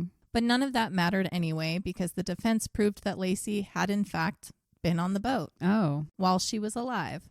A witness reported that they had seen Laci at the warehouse with the boat the day before and that they even let Laci use their restroom that day. This was someone who had a warehouse across from Scott's warehouse unit. It was determined that Detective Alan Brocchini, remember I mentioned him, knew about this. but knowingly and intentionally removed that witness statement from his police report. Oh. Just one of the many sketchy things these detectives did to make the story fit. Yeah. Because why else would the prosecution be like, see, she never knew about the boat. No one ever knew about the boat. And then there's literally someone who was like, yeah, she was here. Yeah. And that means she probably was walking around on the boat. Yes, but like, why in the pliers? Even if she wasn't in the boat, why in the pliers? Yeah, pliers don't fit with how they think she was killed. Or why would no, he it have has done nothing with to those? do with anything. Yeah. But women, we shed like dogs. Oh my God, I have hair probably It could have been anywhere. stuck to his shirt and ended up on the boat. It doesn't matter. Like every time I leave my house or anytime I vacuum, it's mounds and mounds of hair. My hair unfortunately. My hair is all over my car, and I'm sure she was in his car that he drove to go get the boat multiple times. It's like it got stuck to his shirt and then carried on. Well, and she also had short hair. It was like shoulder length. Mm-hmm. That was always falling in her face, and she was pregnant. She was probably constantly touching her hair as well. But anyway, they use that as evidence. Where's the sign that he cut this body up, you know? And he didn't. And they couldn't prove anything with the pliers because it was confirmed that the pliers had not been recently used or for a very long time. They were rusted shut. So he could have grabbed those from his house and her hair was on it from like 6 months ago or something. Who knows? There's nothing to prove with it. But it's the fact that they allow it to go into evidence. And then that's something that the jury then uses later. Oh, well, her hair's in the pliers and the pliers were on the boat. But what were the pliers used for? You got to like connect it all to me as a juror. If I'm listening to it, I'm like, cool, but what was the purpose of the pliers? Well, it doesn't matter. Her hair is on there. I'm talking as a juror. Yeah, I know. Who has already decided. It doesn't matter. And they decided that she didn't know about the boat and she'd never been on the boat. But we also proved that they couldn't prove it was her hair. So it doesn't matter. Yeah, it's very, very weak evidence. Anyway, moving on. Everything presented by the prosecution was circumstantial. There was no direct evidence. Garagos proved this over and over and over again, and the jury was questioning everything at that point. And at one point, they were like, well, wow, maybe Scott didn't do it. Okay. Some of them anyway. Okay. This included a homemade anchor that they found. Real quick, I'm going to touch on this. Why did Scott make an anchor to begin with? A lot of people are like, why didn't he go buy one? Why is he making them? The man who sold Scott the boat testified that he sold Scott the boat, but did not include the anchor with the sale. Okay. The anchor Scott made was not an anchor to go to the seafloor. The anchor that he made was an anchor for docking. So it was just like an extra weight that he could wrap around, put on the dock. Okay. It was to keep his boat in place. So everybody is complaining that it doesn't make sense that he's making a homemade anchor.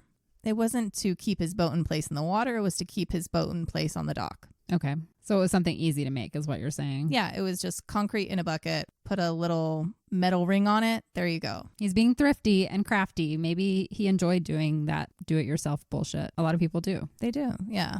And as I've said before, the prosecution thought that he made 4 additional anchors and used those to wrap around Laci's body to dump her. Okay. There were photos of the area in the warehouse where Scott made the one anchor to his boat, and they said that they saw 4 other impressions in the boat trailer, along with a dustpan and a sledgehammer. And I looked at that photo. I'm like, I don't see anything but a dirty floor. Okay. So that's just my take on it. Mm-hmm. They said Scott also used a 90-pound bag of cement to make this, way more than what would be needed for one anchor. Okay. So that's where they came up with the idea that more anchors were made because the bag was gone. Why would you, buy that big of a bag? Correct. Scott told them he used some of it for an area on the side of his driveway, and he literally just dumped some there because it was a muddy hole. He just used it to dry up some of the mud. Okay. He didn't mix it or anything. He just spread it. Now, Nancy Grace went to town with this and spewed an entire argument about it with completely incorrect information. She was yelling that he's trying to fix holes in his driveway, and her words was, and pray for a little rain dance type of stuff. For the concrete to mix with the rain and fix the holes. First of all, it wasn't for holes in his actual driveway. Right. It was to the side of his driveway. And this was interesting because later on, she and another guy, Richard Cole, who was also a journalist, he wasn't advocating for Scott, but he was another person who was, questioning everything. Mm-hmm. They ended up going to the Modesto home together. and they found the cement he poured on the side of his driveway. So it is as he said it was. Yeah, I mean, they, of course, are going to question this as well. But he said he was like, hey, Nancy, come look at this. And she saw it, and her reaction was just, huh. And she walked away. She's like, I don't want to focus on that. It'll make me look bad. Of course. And she never went on and said anything else about the cement ever again. And that's the thing that you're going to see with media over and over and over again. They say something, and if it's found out to not even be close to the truth, they do this all the time. They do not retract. Yep. And once the cat's out of the bag and in everybody's minds, it's over. Like, you already did the back. damage. Yeah. Yeah. It just doesn't fit their narrative. Like, if Nancy were to be like, whoa, I was so wrong. She would never. Right. She would never. That bitch never says that. I'm so mean. I keep calling her that bitch. Even in a recent documentary, and I think it was like 2017, she's like, he did it. And it's all because he rubbed her the wrong way. He reminded her of like some guy who scorned her in the past, and she was going to... Quite possibly. You never know, like, people's real reason for vendettas. Maybe he looks like someone she doesn't like. That's what I'm saying. You hold something against somebody for reasons that have nothing to do with them as an actual person. Yeah. He kind of reminds me, when I look at him, of Ben Affleck. Totally. I think the same thing. And also, they have like the same persona if you think about it. Ben always looks like he's pissed off or like hurting. Did or you see like he just doesn't care about life. And I'm like, you guys kind of act the same. And like, if you see pictures of Ben Affleck, he looks like this guy. Yeah, Ben Affleck's a whole meme. Did you see the thing that J-Lo, they asked her about it? I think it was at one of the recent Golden Globes or something. And she's like, kind of laughed. And she's like, Ben is fine. She's like, he doesn't even understand why everybody's freaking out. He's just chilling. He's just walking around. And she's like, and then he becomes a meme. And she was just like laughing. She's like, it's just, if you're not smiling and hopping around, people have an issue with you, and they're like, oh, he's depressed, or he hates his life with J-Lo, and blah, blah, blah, blah, blah. Exactly. It's almost the same thing. Yes. Yeah. They're on the verge of divorce, and she's like, we're fine. We're good. That's just my man's face. He's got resting bitch man face. Resting man bitch face. But just going back to that, it didn't matter how vague a piece of information was or how ridiculous it was. As soon as someone said anything, boom, it was on the news. They had to be the first people to say it. And one of the biggest ones, and Nancy Grace went to town with this too, was they tried to tie Scott back to a missing girl from their college. Oh, God. Kristen Smart. And everyone started to question if Scott was a serial killer because they brought up all these other missing women in the area. And it was found that he had absolutely no connection to her whatsoever. But they just left that out there. Of course. And now they put an image there. out that he's a murderer. He's done this to other women. He's a possible serial killer. And then they just walked away from that. Yep. Even though I've displayed no signs. None, absolutely. Ever. He was never violent as a child, never violent as a teenager, as we know, into an adulthood. Never anything. There's not one suspicious, weird incident or anything from his entire history up until the point Laci went missing. He's just a cheater. They just drop the bomb and then leave and let the aftermath. Yeah. Even when they know it's not really true. Now, as I mentioned, there was an attempt to discredit the cement on the side of the driveway. The prosecution had witness Robert O'Neill on the stand that said that the material used to make the anchor did not match the sample of the concrete on the driveway. Okay. The driveway sample had larger gravel-like chunks. But the defense came back with Stephen Gabler, who was a concrete expert, and he testified that the samples were consistent and that the concrete was poured on top of those chunks and adhered to them. Again, no anchors were found. It was a made up thing by someone to assume he made other anchors to begin with. It was just all complete speculation, but yet it was presented as evidence with no evidence. It was something that someone decided, oh, I bet he made more anchors, and that's how he dumped her body. It seems like such a stretch to come up with that idea and story with no real physical evidence. Yeah. It's just circumstance. Other than the fact that they, they're like, well, what'd you do with the rest of the cement from this bag? I get to question that, but you have nothing. But there is nothing otherwise. Cement poured there, and he couldn't go do that later. I don't think he wouldn't have known that this line of questioning was going to be coming at him. I wouldn't think. No. And he wasn't at his house to go and quickly pour some cement out to make it look, you know what I mean? Obviously what he said happened. That's how I take it. And it makes sense to me. And it does. He just had it. He had it on hand, and he's like, I might as well pour it in this hole. What else am I going to do with it? Right. He's fixing a problem quickly. And yeah. And that's how guys fix whatever. things around the house. Yep. Use whatever they have, rig it up. Yep.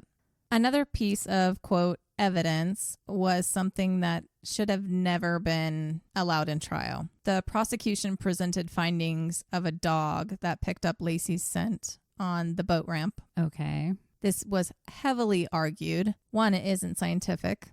Two, that poor sweet dog was really, really bad at his job. The dog failed certification twice. And when they retested, the dog continued to fail 75% of the tests. Okay, so God knows what he was smelling. And the item originally presented to the dog had both Scott and Laci's scents. Oh, well, that's... So it really was just Scott the dog found, if anything. Yeah. 3, it couldn't have been Laci according to an expert because Laci would have had to been on the ramp itself. Which wouldn't have, he would have been carrying her up It's there. not like he's dragging her across the ramp. Right. She would have been in something, the boat. Yes, and her scent would not have And lingered. Yeah. They used another dog with a different handler, and that dog did not find any evidence of Laci anywhere. Yeah. But once again, weak. They let the dog stick. They let the dog theory stay. And it's clear that these theories that they're presenting as evidence, even if they're discredited completely, they're out there. It's the cat out of the bag. They're out there, and they're presented as almost hardcore evidence. And it was really clear to me watching this documentary because one of the jurors was talking about it, and she was like, oh yeah, you know what really got me was the dog and the anchors. And I'm like, that just goes to prove to you that either you're just not all there, like you can't think through things, or you already made up your mind, you're making it fit anyway. Yep. And this is a legal tactic they use. I've seen this in several cases. They throw it out there even when they know that it can be discredited, because once it's out there, it's in the juror's mind. Right. And once again, the way that we select jurors, like these are people from every walk of life that know nothing about the justice system. Right. You don't know how savvy they are to understand. At the end of the day, you don't know that they are really qualified to be the one making these decisions. Or they're just zoning out and not really paying attention. Yeah, it would be hard to sit for 5 months. Because after everything that I read and saw, the dog thing was completely crushed. That was her explanation all these years later. Well, the dog thing, like really I don't want did it for me. I would be scared to go on trial and know that I'm going to be judged by like 12 people that I just see walking around Walmart. It's like scary. That's fucking scary to me. It's fucking scary. Yeah. Yeah. Another piece of the puzzle, was it even possible to push someone overboard his small boat without it capsizing? Oh, this is a really Okay. big one. And from what I've gathered, no, it's not. The prosecution didn't care. They had a guy who fishes come on the stand and testify about catching a 150-pound fish and how it was possible to bring that in the boat.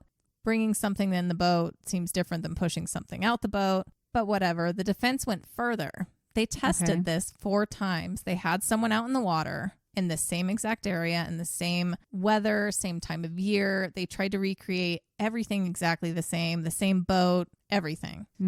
And they were videotaping all of this, and they tried to push Laci's weight over the edge of the boat. And that tipped the boat all 4 times they tried. Wow. And you're watching this video of this kid really try. And when you're watching, he's just trying to get this weight towards the one side of the boat before he can try and pick it up, to lift it over. And just as he's struggling to get it there, that corner of the boat is taking in water. So this wasn't a very big boat. No, I don't think I described it. It was 14 feet long.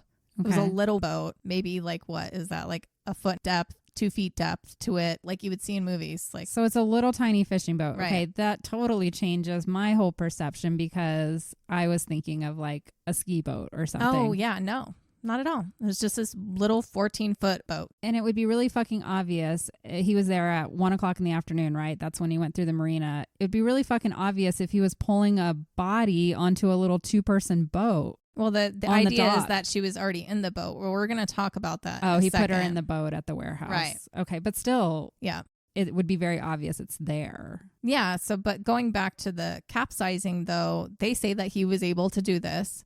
Now, I saw in this video, no. And this kid wasn't joking around. He wasn't trying to make it look one way. He didn't want to capsize. That was actually dangerous. The stuff in the boat could have fallen on him. The boat could have hit him in the head. Like, it became dangerous for him trying to recreate this.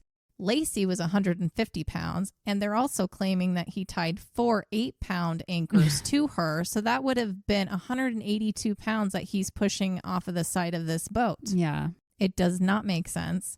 Not to mention if there was any rigor mortis or dead weight. She's dead, right? That's what you're claiming. Even bigger, yeah. That means she weighs even more. It would have been even more difficult to do, depending on when she did die. What I find to be stupid in this is the judge allowed the prosecution to let the jurors test Scott's boat on land. Okay. So they put the boat in the sand, allowed them to get in. The reasoning was that they were going to see if a body could fit somewhere. Right. But they took it upon themselves to test the boat and rock it on land. And this is a big moment of controversy in this case because it's not going to act as it would on land as it does in the water. No, not at all. And they're not allowed to perform their own experiments. And so, of course, the defense went to town on this. They were like, you're letting them get in the boat. They were only with the prosecution. They weren't with us. Oh. We did this testing on the water. You have to allow us to show this to the jurors because all they did was rock the boat. Like they shifted it to side on land. Very different. Very, very different. Anyone who's been on a paddleboard knows not like that. Your boat is going to go into the sand with more weight. That's what I'm saying. You can sit on a paddleboard. You can stand on that shit all day long on the land. You put it on the water and it's a different story. Right. I really do not think he could have hit her on that boat and managed to dump her without the boat rolling over. I just don't see how that could have happened. People argue that the video footage for the defense was a media stunt on Scott's behalf. Okay. And I'm like, no, they're trying to prove something. It's not a stunt. That's not a stunt in any way. They're trying to do whatever they could possible. Like, were they saying the kid that was doing the test was just faking, like making the boat flip? If you watch this, it's not. This kid is trying and he can't physically make this happen, okay? If you think it's a stunt, him just getting himself to that side of the boat with that 100 pounds, just that alone is bringing water into the boat. He can't make that happen. He can't pretend and that's not acting. That's water coming into the boat. Yeah. Anyway, the video footage is compelling. Interesting. And to me, it changed everything for me. When I was going through this. Well, this is changing me. I was just telling Jessica off mic that I always pictured it was like the ski boat. And so hearing this about the boat, because I don't think the media covered that well, is like making my wheels spin in my head. Like, okay, this is different than what I remember being told. Yep. And this definitely changes things. Yeah. But despite all that and the arguments from the defense and the video footage that they still do have, the judge did not allow the defenses, but they had to allow what the jurors already experienced and what they did, unfortunately. But we also have witnesses from the marina who said, yeah, we saw Scott. Oh, okay. Now that's interesting. We saw the boat and they were on the dock. Right. So even if he had concealed her in some way, she was already in the boat. With the tarp. It was a small boat. And Scott docked the boat and he had to leave to go drive his truck and go park his truck. And there was a guy who was like, I was on that dock. There was nothing out of the ordinary in that small boat.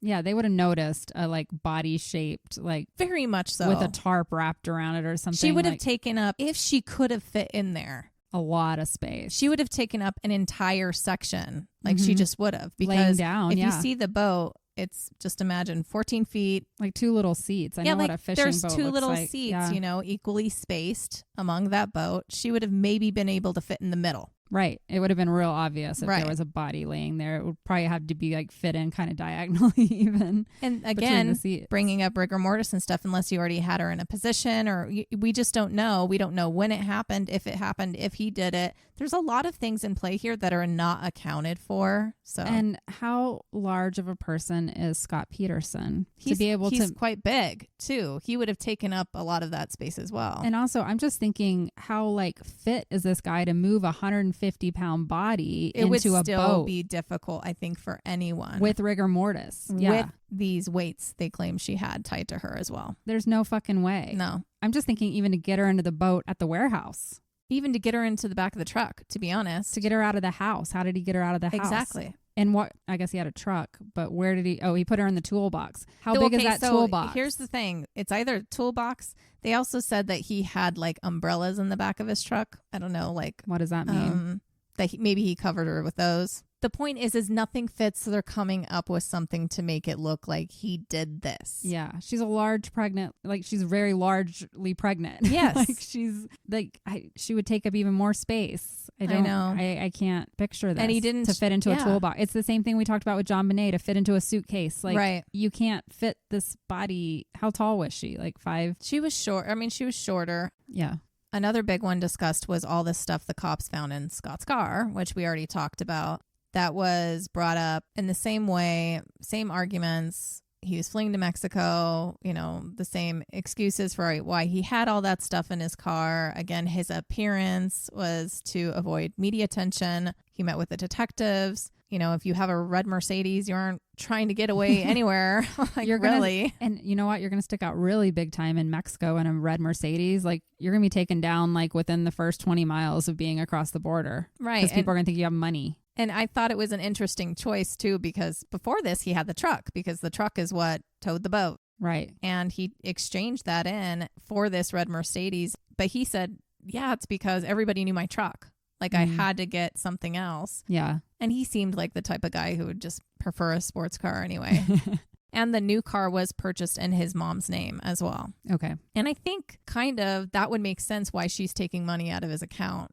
Yeah. And no one ever tied that together, but why was his mom taking money out of his account?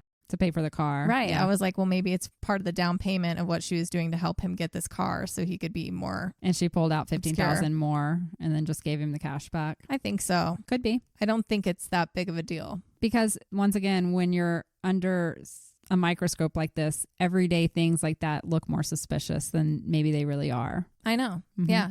Like every now and then I get the itch to just take money out and be like, I'm going to hold on to this instead of having it in the bank. Yep. And for a few days there, if something were to happen a week from that point, they'd be like, wow, what are you doing? I have cash hidden in my house for similar reasons, just for like safety. Yeah. But if, I got murdered or I murdered someone in my house, it could look suspicious. That's what she was planning. They're like, she was planning to get away from Drew. That's why she had cash. There's so many suspicious things in every single one of our houses that could be completely twisted into something else. If they want to twist it. Exactly. I have plenty of murder weapons in my living room right now. Now I'm going to think very differently about everything in everyone's house. I already am looking at my house thinking, what could it be? Because all it takes is someone not liking you. Yeah. And we know that police plant evidence in a lot of cases too. Right. Trust no one. Trust no one. Except me and Jessica trust us. Mm-hmm. But back to Laci and Connor now and the timeline presented by the prosecution for their deaths. Laci, as I said, her head and limbs were never found. We just had her torso and her uterus. Yeah. There was no cause of death and there was no date or time of death that could be determined. All they could do is come up with a theory and run with that. And they said that she was killed the night before. Well, when the prosecution put a computer forensic analyst on the stand about what he found on Scott's work computer, which gave us the timeline of his actions that morning and what he did on the computer, the defense during cross-examination asked a very interesting question that the prosecution just failed to divulge. Okay. Because it didn't fit the story. Okay. The witness for the prosecution ended up becoming a witness for the defense. It changed the entire story. Garagos asked him if he found any activity on the computer that was at the house. Okay. And guess what? There was. What activity? Someone was using the computer at the house at 8:40 in the morning. They were looking at a woman's sweater from the Gap. Okay. And a sunflower umbrella stand. The prosecution left it out of their reports. The analyst said that he did include this information to the prosecution, so it was left out intentionally. It just goes to show the manipulation in this courtroom. I don't like it. If the defense wasn't keen on asking the right questions, they would have gotten away with leaving out a lot of information. Yes, they would have. The prosecution immediately tried to turn this and say that, well, Scott probably did it to make it look like it was her, a ploy to make it look like she was alive. Okay. But never once did Scott say anything about using her computer. nothing actually had been said about it ever up until this point in court because Scott didn't know she used the computer. Right. Because she was probably up. No one did except this maybe computer before analyst. him. Yeah. Well, he already said that she gets up before him and she was shopping online like a lot of us do. And Laci's favorite flowers are sunflowers. Yeah. And this was confirmed by her family and friends. And she even had a tattoo of a sunflower. So she really liked sunflowers. So it would make sense she was looking at a sunflower umbrella stand. I mean, I'm not going to put it past anyone that you could pretend it was them on the computer. It's not unheard of. But the likelihood of that just seems, I don't know. I think if you're trying to make it look like it was her, you would have done more than that. Right. That's my thought. If you're trying to overcompensate and make a story, you're going to look at several things, or you're going to go to like her favorite news site or I don't know, Woman's World. I don't know what the fuck you would have gone to. But. And even if they found stuff with Scott on there too, from my understanding, that was the computer. Yeah. At the house. Yeah, this was back in the day when we didn't all have laptops. But what this did is it ruined the prosecution's timeline. So instead of Laci dying on the 23rd. Right. They had to shift that and say, oh, just kidding. He killed her that morning after she used the computer, which would have meant that Scott had to essentially, in 1 hour, kill her, clean up all the evidence like he's Dexter. Although if he strangled her, maybe there wouldn't be as much to clean up, I guess. True. But then load her very pregnant 150-pound body into the back of his truck in the driveway in broad daylight. In the morning when everybody's out walking their dogs and shit. Go to the warehouse and head to the bay. On top of that, simultaneously come up with the plan to let their dog out with the leash attached, leave the gate open, and make it look like Laci had been walking the dog and was abducted. I just don't see how all of this was done without leaving any evidence, even if it wasn't bloody, because she would have fought back in one way or another. But then where did he cut the body up? I'm still going to keep coming back to that. Her head and her hands and her legs are gone. Well, there's an argument to that. So, okay, just think of it this way. Pretend it's not Scott at all. Then we have no idea what happened to her head and her legs and everything. They were at different areas. Okay. So if you look at her autopsy, it's not like, oh, she's cut there on the arms, she cut there on the legs. No, they do think that that was animal stuff. But that's also argued because she was disarticulated in areas, and the ligaments and tendons, animals don't chew through. So there's a lot of weird things going on because the prosecution argues that, well, that's where he tied her. And so that's where it ripped off over time from tidal action. And we're going to come back to this. Oh, from the weights, the anchors. Correct. Pulled her hands and legs off. Yeah. Heads don't fall off in the water. No. And what I will say about that is to me, it does seem like her head was taken. Yeah. Because of where it disarticulated in her neck. Okay. There had to have been blood. That's where I'm at. See, and that's why I keep going back and forth. I keep going back and forth in my head as to what will happen. But the way her head was missing and where it came off, it just makes more sense that her head was taken before she was put in the water by whoever did it. Yeah. Because that's how you identify. That's what I'm saying. Like the fact that it's all missing is very convenient for not being able to identify a body. I know. I even have a hard time thinking if the anchors would have ripped the hands and the legs off to me. No, I don't think so. Because like I just said, they say that, any type of animal in that water would not have chewed through some of these parts of the body. Right. It's not great white sharks hanging out there. Right. And they're not there to eat decaying things either. They don't want that. They want. So I think it would have kept her down there is what it would have done if that was the case, not ripped her up. I mean, we find full bodies that have gone through like rivers and even harsher conditions, and their bodies aren't missing a head. And I talk about that here soon too. Sorry, I get ahead, but I'm already lost. So we'll get back. If I miss something, we go off and we talk about this stuff, and I kind of lose my place, to be honest, and don't know if I'm talking about everything. I try to find it, but we'll get to it roundabout. We'll find a way. It's what we end up doing, I think, on most of our episodes because we pull each other in different directions. Yep. Okay, so we talked a lot about what the prosecution says, but what does the defense say happened that morning? Well, we know what Scott said he thought she was supposed to be doing that day. Yeah. So the theory is that she went for a walk with her dog that morning after Scott left. Mm-hmm. She was planning to do that, and she was known for walking her dog in the morning. Okay, so somebody could know that's her pattern. Yep. She was pretty active while pregnant. Of course, there's some arguments here, but people saw her. Okay. And this is when the defense could have sealed the deal, but at the time they made a judgment call and did not use this information in the trial. Uh-oh. According to Garagos, looking back, he knows it was a really bad call, but at the time they thought that they had done enough to prove that Scott didn't do it. Oh. Because the police work was bad and there was no direct evidence tying Scott to anything at all. Right. But the witnesses that they found that came forward that said that they saw Laci, they were worried that it was just too many people talking. And about it would seeing her out. Right. And that it would have brought in more doubt. No, but the whole point is someone said they saw Laci. When Scott was not there. Right. And that means he couldn't have killed her on the 23rd. So they did fuck up here by not bringing on the witnesses. And that he couldn't have killed her that morning if they saw her. Exactly. Oh my God. Because there's a lot of them. Overall, there were something like 24 witnesses that said that they saw her around the area. Okay. And part of the defense's thing is, eyewitnesses are not the most credible. Yeah, because they could have seen her the day before, 2 days before, Could have and not couldn't remember. even been her. Their timing could be off. Yeah, But the issue here in why it sucks that they did not include these witnesses is about half of them from the area, essentially based on, even if it's a roundabout time and location, map out her route of walking. Yeah. And it's not like she was just a random person. She was a very pregnant lady. Yeah, that's walking pretty her dog. Memorable. Yeah, and these people are saying that not only does it match her description, also the dog's description. Yeah, golden retriever. The only people who ever interviewed these witnesses were members of the defense team. These people called the police themselves to say, hey, I saw her that morning walking her dog around this time at this location. They were never followed up on by the police. Not one of them. That's pretty fucked up. Most of them just thought, well, I gave them the information. I guess if it wasn't helpful, that's it. Yeah. It wasn't until they were approached by the defense and actually interviewed that they were like, oh, wow. That matters. It matters.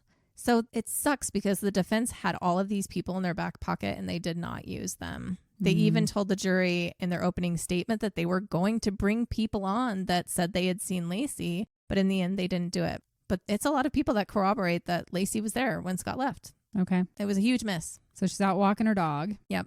What I found interesting is that the prosecution did know about these witnesses. They didn't interview them. Yeah. They did know about them, but they acted in a really suspicious way after this. Instead of calling or stopping by to interview the people that said they saw her, instead they did a search and found other women in the area that were pregnant at the time and who were known to also walk their dogs and asked them if they were walking that morning. Because they wanted it to fit their narrative. Yeah. To say, no, you didn't see Laci. You like, saw there's this another other woman. woman. Mm-hmm. That right there tells me that they were actively trying to squash it and go after him. And can they find another pregnant woman that has the exact golden retriever dog? So they tried to do this. Did not work. No success. Right. And they have to be a certain level of pregnant. When you're 8 months pregnant, you're really large. Yeah, there was one woman who I saw in this documentary and she was like, I wasn't pregnant, but I was fat. So I guess I could have passed off that way, but I probably wasn't going to be walking on Christmas Eve because I was probably in the kitchen cooking.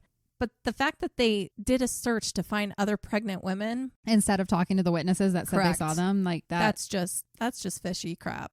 That's them looking for the story they want to tell. And even Scott's family were like, when these pregnant women took the stand, it was just really odd. It's like, yeah, it would. I don't remember what I was doing then, but it could have been me. And then they're like, not one of them looked like Laci. Oh God. But I think that's when the defense really had a chance to make a real impact with their witnesses. Yeah. Missed opportunity. But there was one thing that stopped this too, and why it was difficult to prove that Laci had been seen by others. Okay.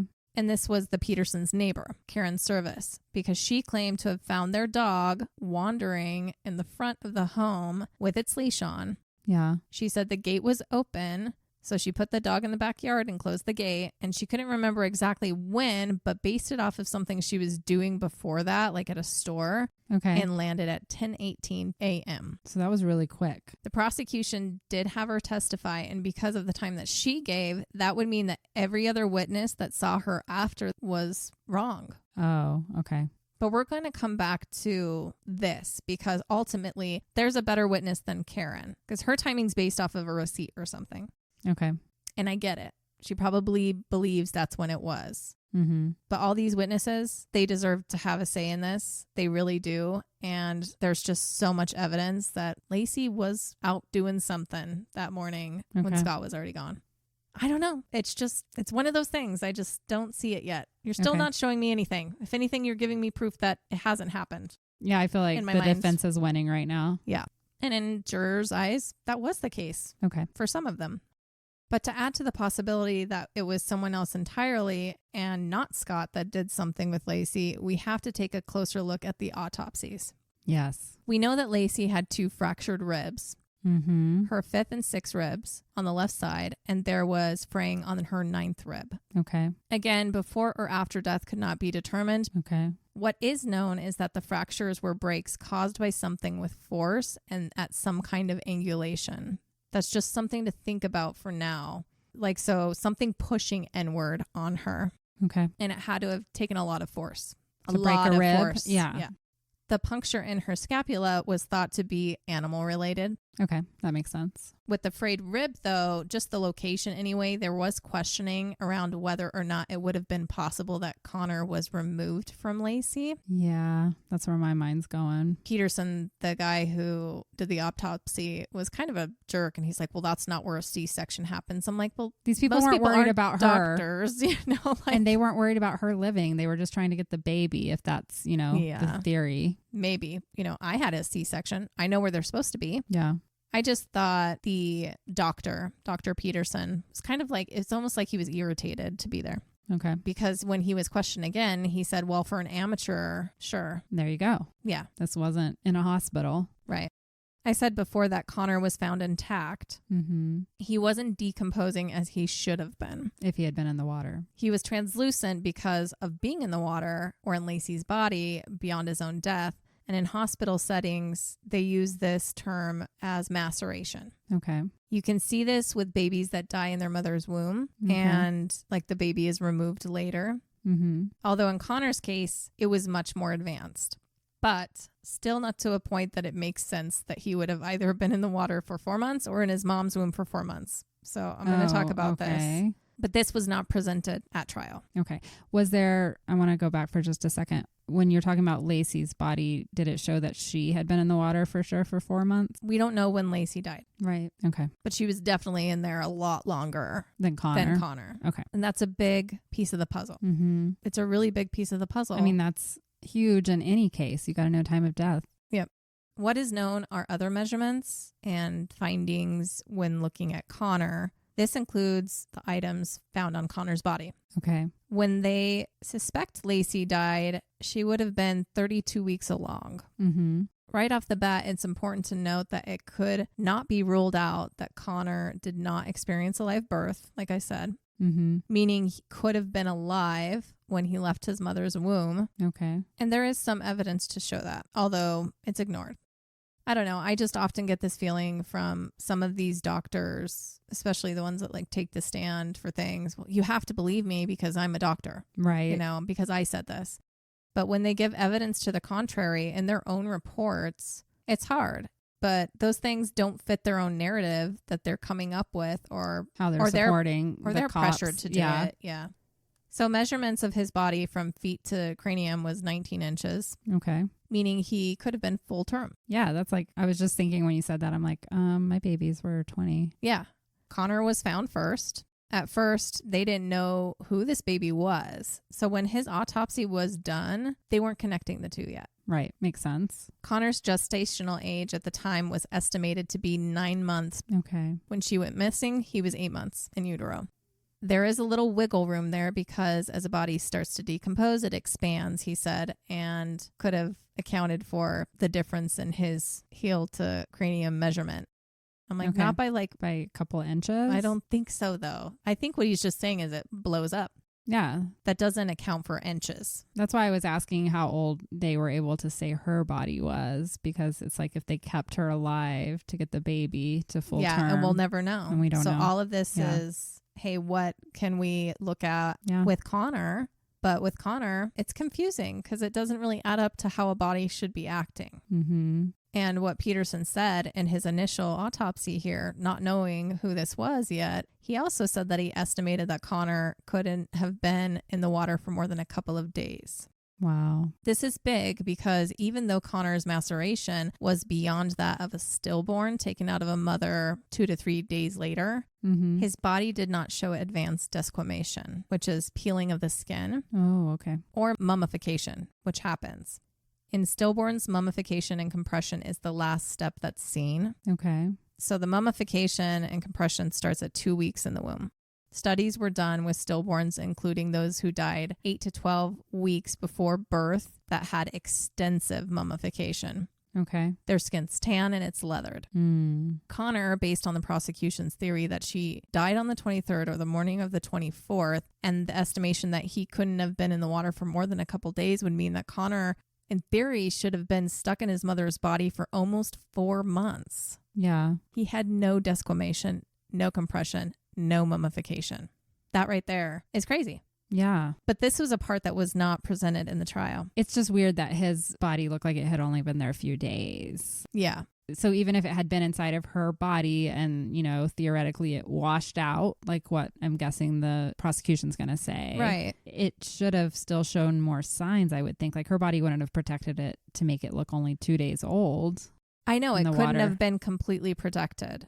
That's what this is saying to me is, 1, he's not showing having been in water that long. 2, he's not showing having been in a utero that long. Yeah, because the same liquids and everything would have stayed in the body, even, I would think, in the water. Right. He's either being exposed to the seawater or he's stuck in her womb, and he's not showing either. Yeah, that's really curious. And then we also have the items that were found on the baby. Yeah, that's a weird one. I hadn't heard any of those before. They are weird. First, we had this tape that was stuck to Connor's head, and it like folded down his ear to the point that when they took that off, you know, his ear was stuck like that. I don't understand the point of that. They say that it could have got stuck to his body in the water. I'm like, Tape doesn't stay sticky in the water. I kept finding every time I heard this really weird. I'm like, why would tape then be sticky? That's what I'm saying. In the water, it doesn't stay sticky. And it was strong enough to hold to his head and fold his ear over? No fucking way. I'm sorry. That seems real unlikely. Right. Does not make any sense at all to me. But then also, what would be the point of an ear being taped down if the baby had been born and somebody was, you know, keeping it or whatever? I have no idea. It's so weird. Unless we're only seeing part of what was done to him. What was, or something. The rest washed away. Okay, so let's also look at the twine. So this twine is weird. When I think of twine, that's not what this looked like. But what the material was used to make twine. So it's like this long, thin, bunched up stuff. You know what it reminds me of is some of the stuff they use to like package stuff when you're tying it real tight. Like there's a machine that does it and you have to cut it. Not the real thick stuff, but the other kind that's kind of more plasticky, like a plastic bag, really bunched up really well together. I don't know. That's what this looked like. And it was wrapped around his right shoulder and then back under his left arm up to his neck, which was in 1.5 loops and then extended and tied at his shoulder. Tied? It was tied at his left shoulder and it was tied in a knot. And then on top of that, it was tied in a bow. In a perfect bow. How do you explain that? The water's not doing that shit for them. That's what everybody argues that is what is happening. The water is doing that, and he got wrapped around in this. And it tied in a little bow? Into a bow. Some fish are doing some craft? I mean, this is the one where I'm kind of like, I don't know what to say about this. Peterson testified that he was worried that it would have damaged him, so he had to cut it off. And he handed all of this to the police. Oh, I forgot to say that tape covering his ear. He also handed to the police and they didn't save it. So, I mean, apparently you just get to decide what piece of evidence is evidence or not. They thought it was trash. I was going to say they assumed it was trash from the bay. But we have no answers to why a little baby's ear is taped over. Do they have pictures of this? I'm guessing you took pictures of the... It's not available for me to see. Yeah, I would assume that it's somewhere. So Peterson was questioned about his theory on this twine, and his response was that it was just outside of his expertise. So no response. He had no idea. Yeah. But, the question is, was it placed there by someone? Mm-hmm. It wasn't very tight and it didn't damage his body at all. So it wasn't why he died. It hadn't hurt the skin underneath. So that's another reason why I'm like, okay, I can see why maybe he got wrapped up in this in the ocean, but the bow is questionable and how exactly it was wrapped around him is weird. Was it like a material that would have been something like if somebody had like wanted to wrap a baby up to keep it warm or something like that? No. And that was just the remnants of it? Okay. No. The theory from the defense was that he was maybe put into a bag that these things were a part of and that the bag became disconnected from everything else. Like when they threw him into the bay, they stuck him in a bag. Okay. Yeah. That would actually make sense to me because then you would tie the bag off. And the length of that is kind of the length that you would picture in a bag. Like, you know how it goes through its loop in like a trash bag? Yeah. The length that was around him was kind of more of that length. Like the little pull string to a trash bag. Yeah. That's what I'm... And that you would have tied. Right. That's what I was picturing too. I'm like, if they were trying to. And then maybe the tape was part of that. They're saying that's actually what the defense said, that maybe the tape was part of closing that up. Yeah. That starts making sense. And then the water moved it around. So you can't see. But that was originally, it was a body tied in a bag. And just what we said just now, when asked to the doctor, would that be possible? He agreed, yeah, I guess that would be possible. Okay. There was another doctor who also examined Connor's body but did not testify. I'm not sure why. Okay. And he didn't believe that the twine could have gotten over Connor's head in the way that it was in the water because of how it was around his neck and because of this bow. The bow makes sense, just what we talked about with the trash bag. Mm-hmm. But all of this, if you think about it and everything I said with what he should have been in the water, what he should have been in uterine, if he was exposed in some way, if he was in a bag, then it's in water, the things that were left on his body, to me, it's saying that he was outside of her body. Yes. From someone else. Right. He was placed there. Right. Or at least placed in that area of the water in this bag. Yeah. To then be found. Right. Maybe it was over time. Maybe there was something on that bag that was holding him down in there in the water. But the bag didn't stand the test of time. Right. And that's what was left. I don't know. It's hard to say. It's not leaving us with anything definitive. But what it does is it leaves us with more doubt that he had been in that water for 4 months. Yeah. It leaves us with a big WTF. Yeah. And with everything that we just said, then the one and only testimony that was presented to explain the location of Connor and Laci's body when found grossly misled the jurors as well. Okay. Which would have been an attempt to tie everything back to where Scott was fishing. Okay. Rick Chang, a hydrologist with the United States Geological Survey, testified as a witness for the prosecution and suggested that Laci may have been dumped near where Scott had said he was fishing, which was about a mile away, but it was on the other side of this extended part of the shoreline, a cliff or whatever. Like, it wasn't on the same part.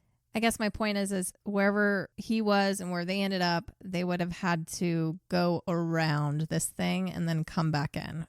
So anyway, this Rick guy, he gave information on how tidal waves tore her body apart, because that's the theory that they had. Right. But during cross-examination, Chang admitted that his findings were probable and not precise. Oh, okay. That's good for a death penalty charge. Because I think that, things are just being made up here and exaggerated to make this story fit.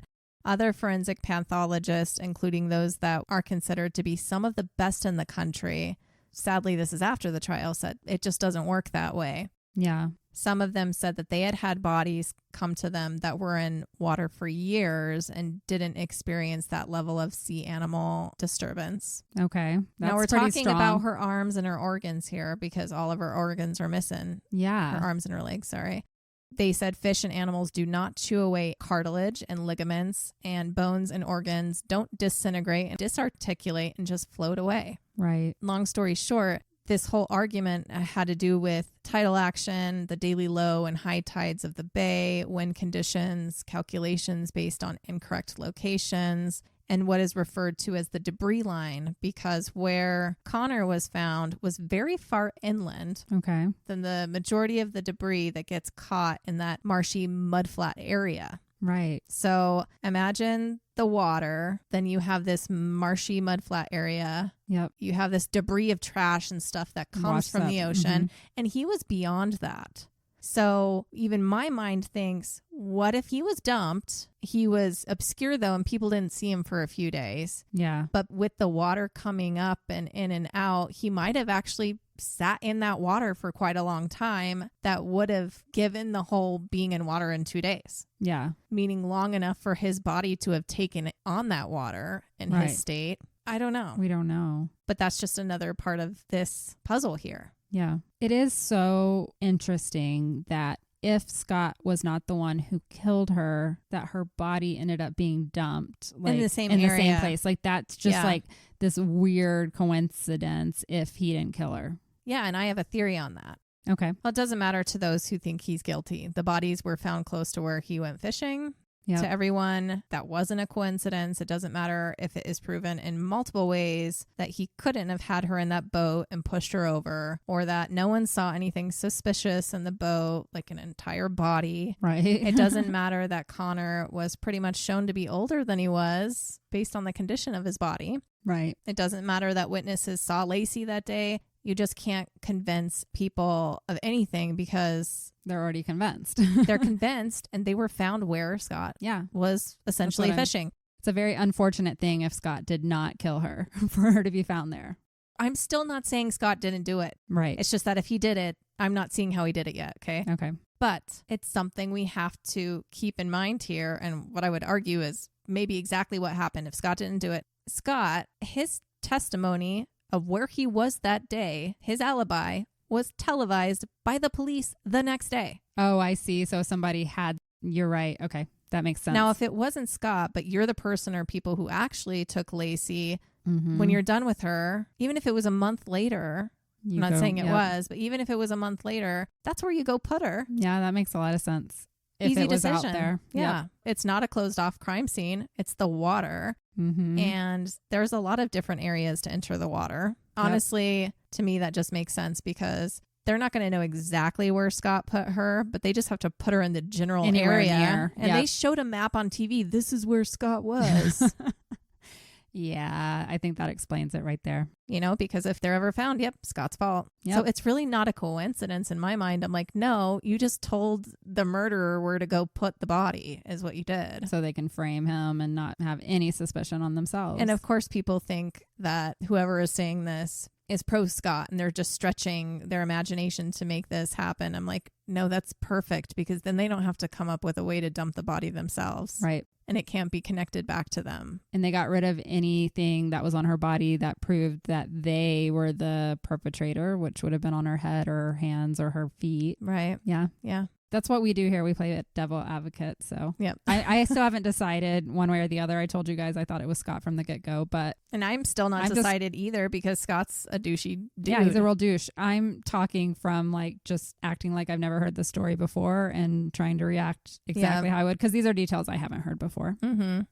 And speaking of douche stuff, you know, we have to talk about Scott's character because that is ultimately what does him in. Jurors throw out everything argued by the defense to discredit the circumstantial evidence and focus on him being a douche. Who they think he is. Yeah. He was a sleazeball and he's terrible at showing emotions, apparently. Mm-hmm. But a killer? Maybe not. I don't know. I'm just still not convinced. I don't see how everything adds up. I have to stretch my brain for it to add up. And typically that's a red flag to stop trying to make a puzzle piece fit when it's a completely different shape. Yeah. But there are people out there, no matter what you say, that's the answer. And it will always be Scott did it. And we're going to stop there today. Oh, okay. I hate to do it because we really haven't scratched the surface of some of this stuff, to be honest. And there's a lot to come. So please come back for part 2. And we're going to start by diving into Scott's character. Okay. And then all the other theories. Sounds fun. Come back for sure. We're hitting the mark where we have to stop for YouTube. I know. So. Well, we've already passed it. So we have to see if I can edit it down to where I have to stop for YouTube. I believe in you. Yeah. Well, come back next week. We'll go ahead and put out our spiel. You know where to find us. We're on all the social media. We're on TikTok, Instagram, YouTube, and Facebook, all at Lucid Lab Podcast. One word. You can mail us anything to P.O. Box 251, East Lake, Colorado, 80614. And I'm looking forward to hearing more about the story and talking about what we really think. I think what we're going to show is some very interesting possibilities that have been ignored. Yeah. If they never looked at anything else, then they did shitty police work. Yep. Okay. We'll see you next week. Alrighty. Goodbye. Sorry you have to wait a week. Bye-bye.